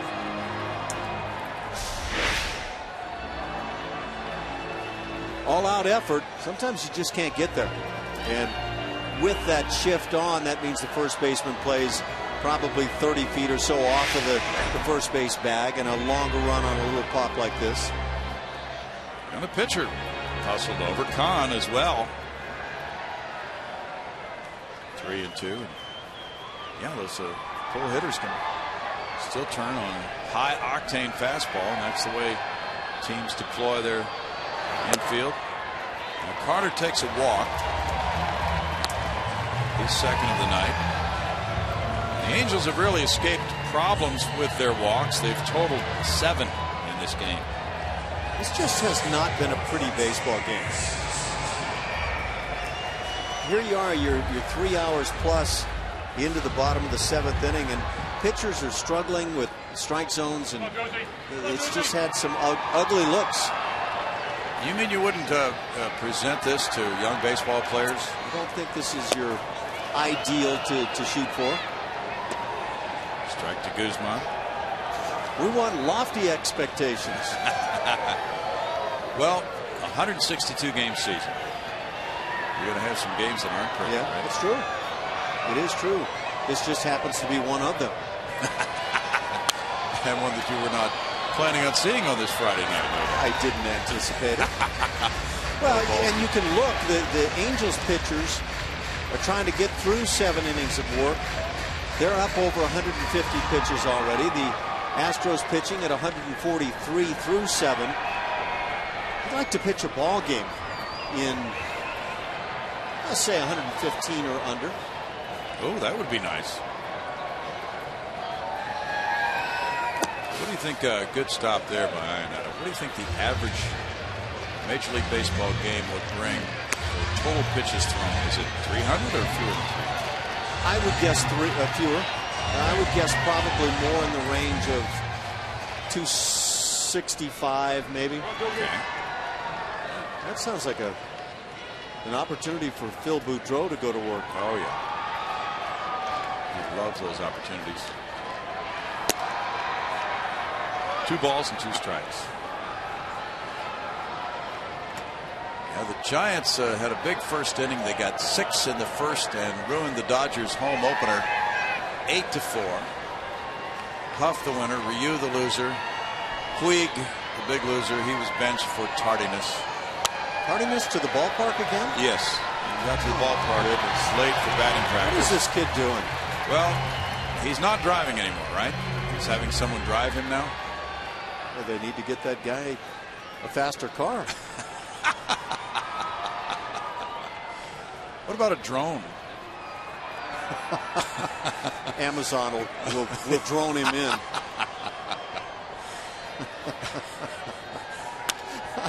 Fly ball to center field. Drop him right on the doorstep. Trout is there. And it's no runs, a hit. 2 men left, and after 7, 11-1 Angels.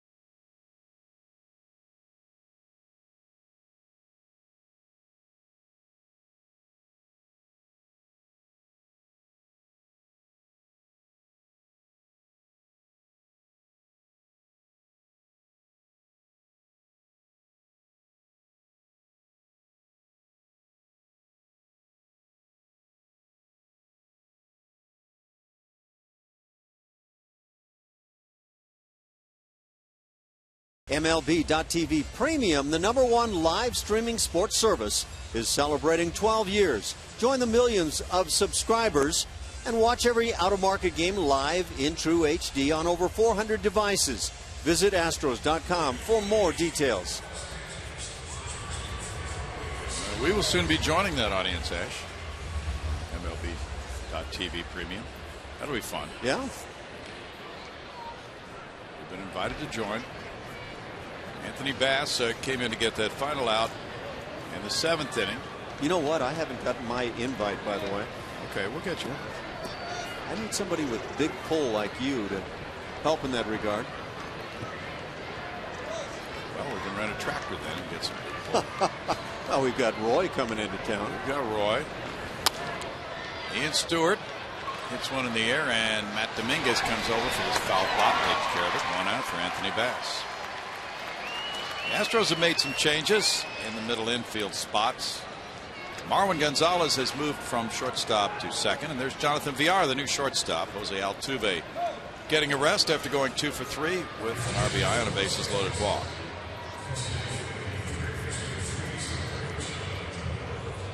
Now we get a pinch hitter for David Freese.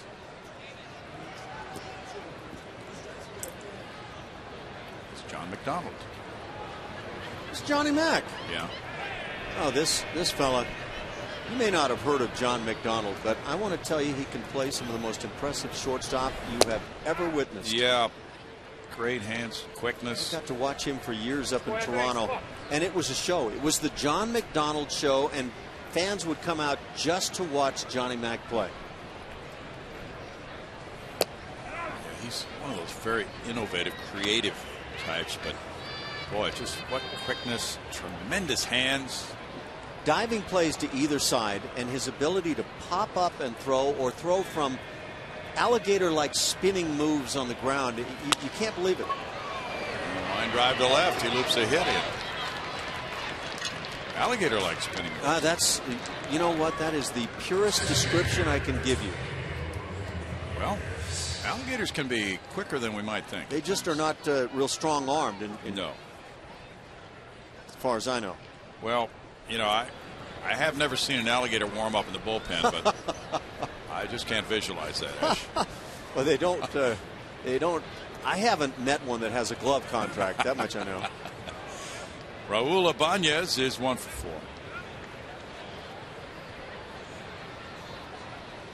Infield shift is on for Raul. A very good home run hitter down through the years. Strike 1.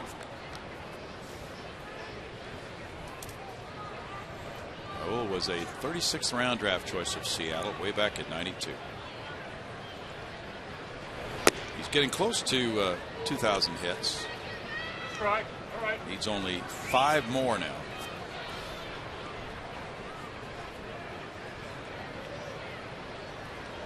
He is a .349 career hitter at Angel Stadium. That's why they signed him. Smash. Marwin gets it on to Villar. Villar back to first, safe at first. 2 outs. Marwin's inability to get this ball out of his glove prevented the double play possibility, which should have been rather routine on a ball hit that sharply. But it also put Jonathan Villar in a little bit of a tough pickle there at the bag at second base. Made this play a little too close.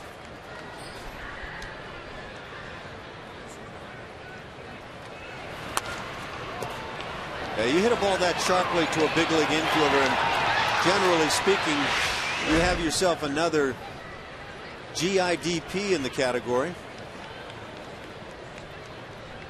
That's one you won't want your agent to present at arbitration. It doesn't gain many raises. Strike 2. Howie Kendrick, he's 2 for 4 in this one. You can always spin it that meant that you were hitting the ball sharply.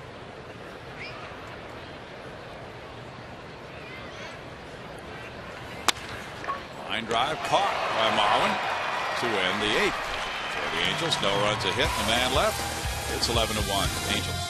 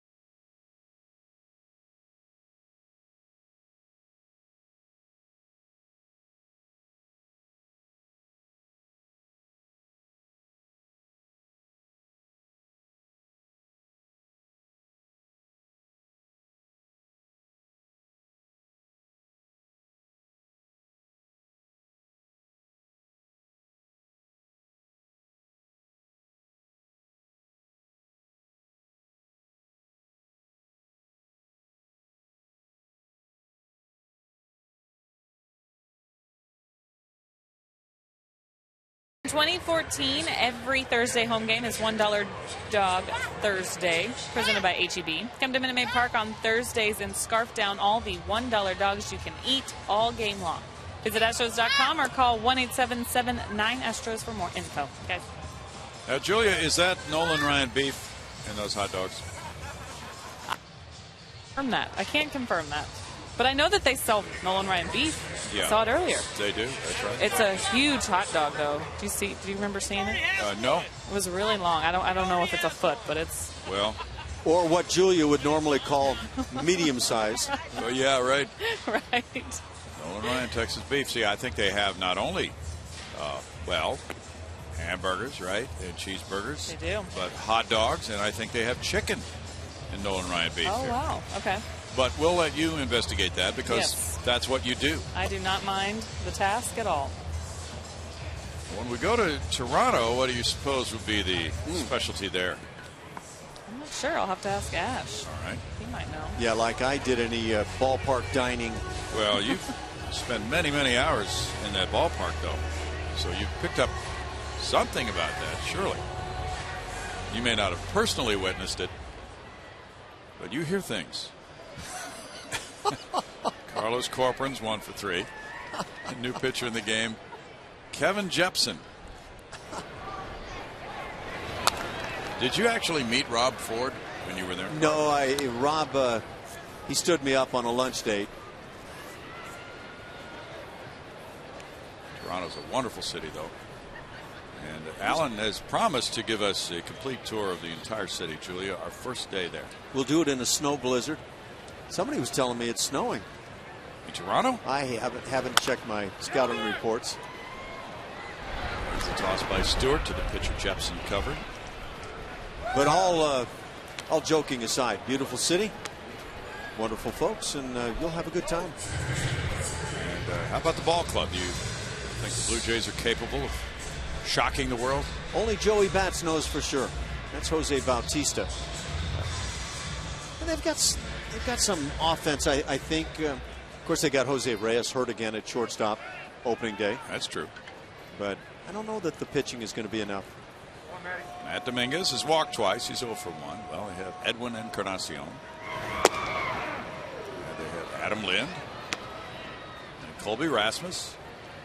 It's a talented gang, and a year ago they thought they were the big thing in the American League East. Didn't pan out.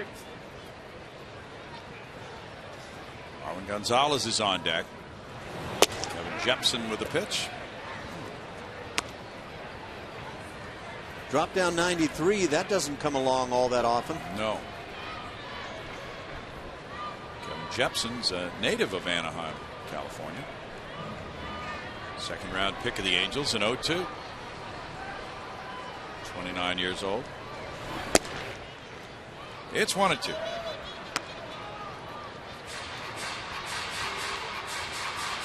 I can't imagine this being a real comfy at bat for a right-hand hitter. No. Not at all with that arm angle.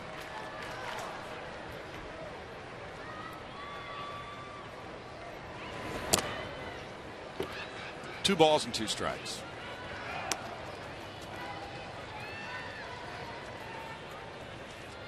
Come on, Eddie. Come on, Eddie. We're good swing on one. Come on. Game 1 of a 4-game series. Game 2 tomorrow night with the earlier start time. And that'll be Dallas Keuchel and Tyler Skaggs. 6:10 start. Scott Feldman and Jared Weaver go Sunday afternoon at 1:10, and Monday at 1:10 at Jared Cozart and C.J. Wilson. Getaway day, and then the Astros head off on their first road trip of the year to Toronto and Texas. They come back and they play only 3 games with Kansas City and out on the road again. It's kind of a tough road trip to pack for. What Toronto do you think? and Arlington? Well, you'll need a sweater for Arlington. That'll just be one of your layers in Toronto. Layered look, yeah. Struck him out for out number 2. Let's take a look ahead. And so those games we talked about Sunday and Monday are day games after the Saturday night Oswald and Berkman retirement ceremony games. Then 3 in Toronto and go through that Sunday the 13th in Texas before coming back. First look at the Rangers coming up in another week. Marwin Gonzalez is 0 for 3. How about the Rangers this year? They're due to get some pitchers back from the DL, aren't they? They've done some hitting early, and that's nothing new. I think that's anticipated. They've been a successful club, but not as successful as I think they felt they should have been the last couple of years, and fans had their beef. Rolled out to shortstop. Ibar with a play over to Stewart to end the 8th inning with a score 11-1 Angels.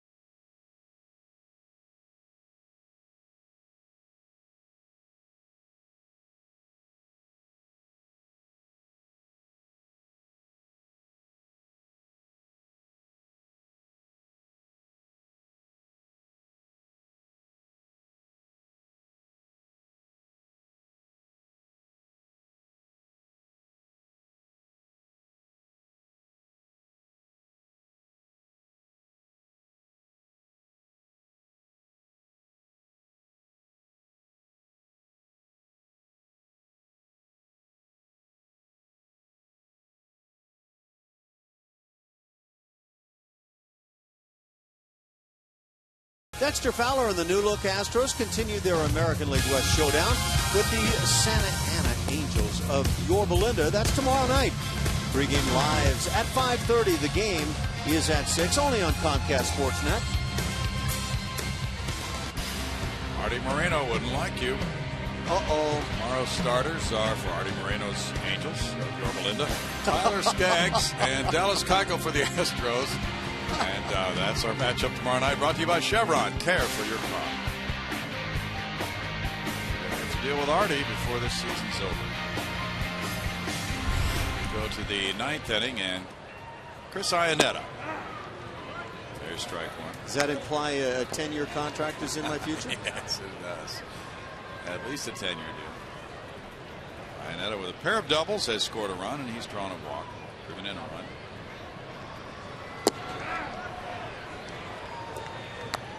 It's the old story about, I believe it was Gussie Busch. Yeah, it was Gussie Busch when he owned the St. Louis Cardinals. And he was in his 80s. He liked Whitey Herzog so much, he wanted to give him a lifetime deal. No kidding. I don't know that I had heard that one. Well, and he called Whitey in and said, yes, I'd like to sign you to a lifetime contract, Whitey. You've done such a great job. And Whitey said, your lifetime or mine?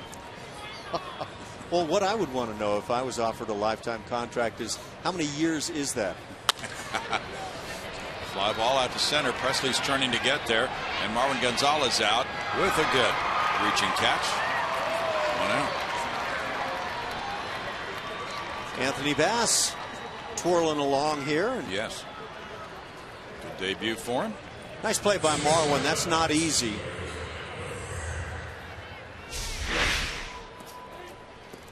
Checking the outfielders. There were some issues last year on plays like this. That's true. Well, maybe the fact that these guys have played together a little bit more will prevent some of that from happening. Ibar looks at ball. There were so many guys who were playing together last year for the first time. Yeah, that's a good point. And communication skills maybe not at their best. VR makes the catch, 2 outs.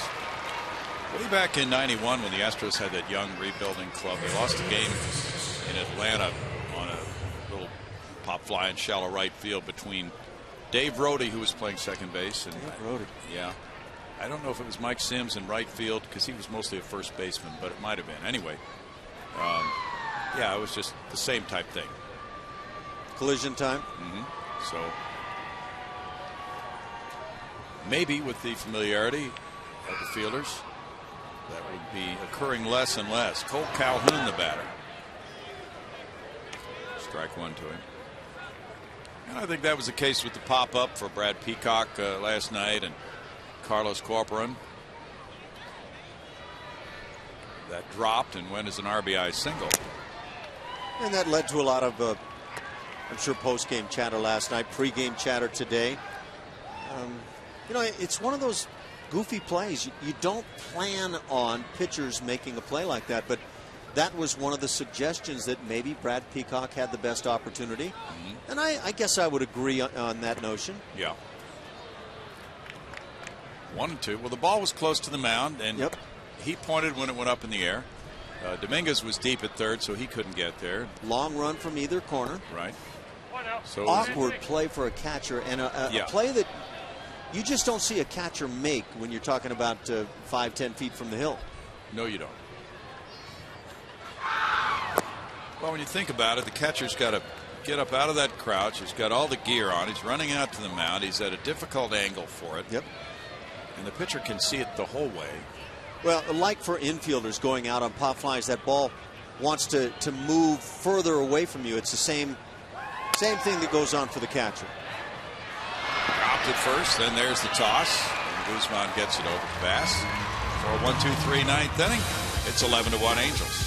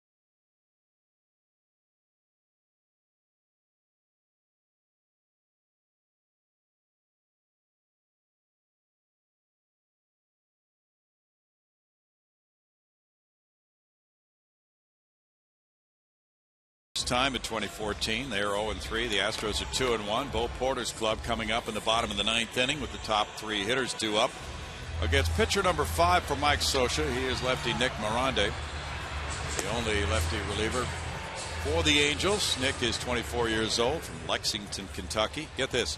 He was born in Lexington, Kentucky, home of Kentucky Wildcats, but he went to the University of Florida. No. So is sacrilege. Is he conflicted now as we look at the Final Four matchups coming in Dallas? Oh, he's going to. Well, he should be embarrassed. I mean, you from the state of Kentucky, leaving to go play basketball?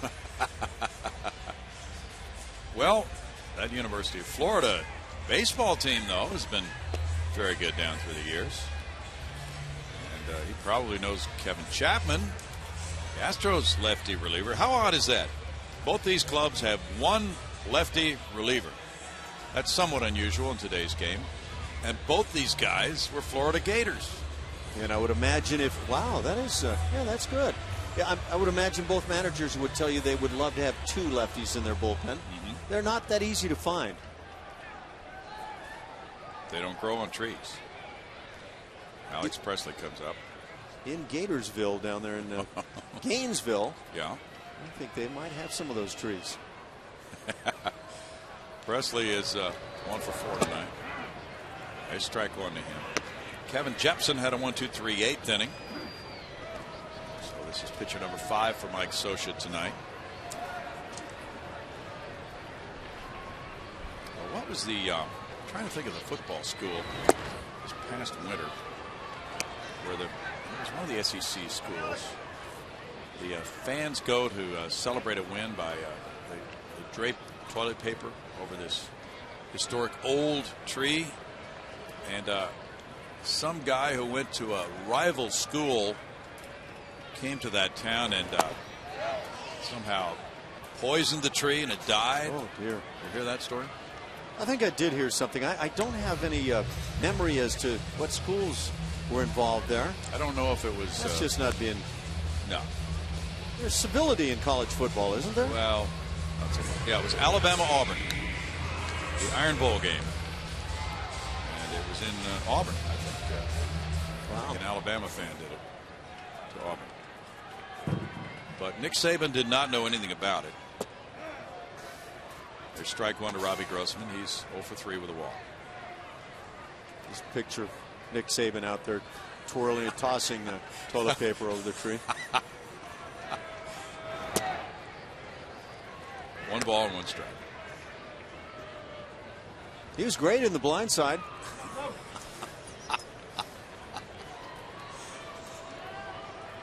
Round Rock blanked Oklahoma City tonight 5-0 in Round Rock. Red Hawks go on a 2-city road trip before they have their home opener in Oklahoma City this year.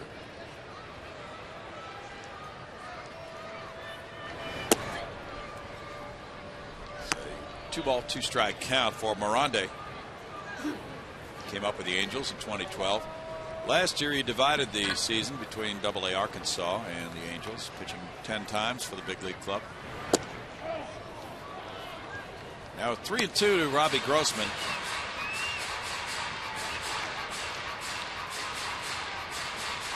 Jonathan VR is on deck.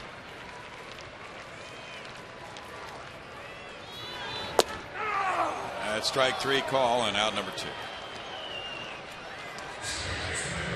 It's hard to smile when you feel like you've been had a little bit. I think Robbie might feel like he's been in that category the last couple of at-bats. Yeah. The lesson to be learned is when you're in a game like this, don't take close pitches with a couple of strikes. Okay. Jonathan VR comes up for the first time. He has started the first 3 games at shortstop, coming in to play late in this one. And taking that pitch, ball 1. He's 2 for 9. Cole Porter really likes what he has seen of Jonathan VR in those first 3 games. Foul back. 1 ball, 1 strike.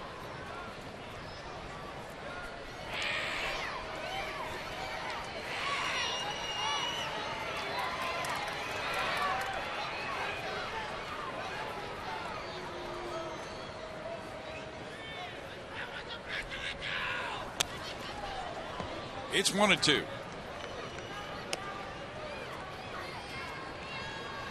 Garrett Richards is in line for his first win of this season. He went 5, giving up 1 run. Lucas Harrell started for Houston in 3 innings, gave up 7 hits, 5 runs. Mike Trout with the first inning homer. 2 more Angel homers have followed in this game. 1-2. Last year the Astros won the season series 10-9. Come on now, Johnny. Come on. Jump 1. Jump ahead. Each team having success in the other's ballpark. Yeah. The Angels were what, 5-2 in this ballpark? That's right. Line drive up the right field line. That's a fair ball for VR. He'll head for second base. Phil Calhoun picks it up. Double for Jonathan VR.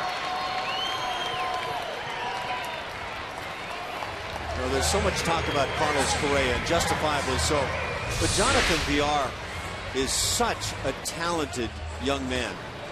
And from both sides of the plate, he can sting it. This is kind of rare, him going to right field, batting right-handed. He tends to hit everything to left, no matter which side he's on, at least when he stings it.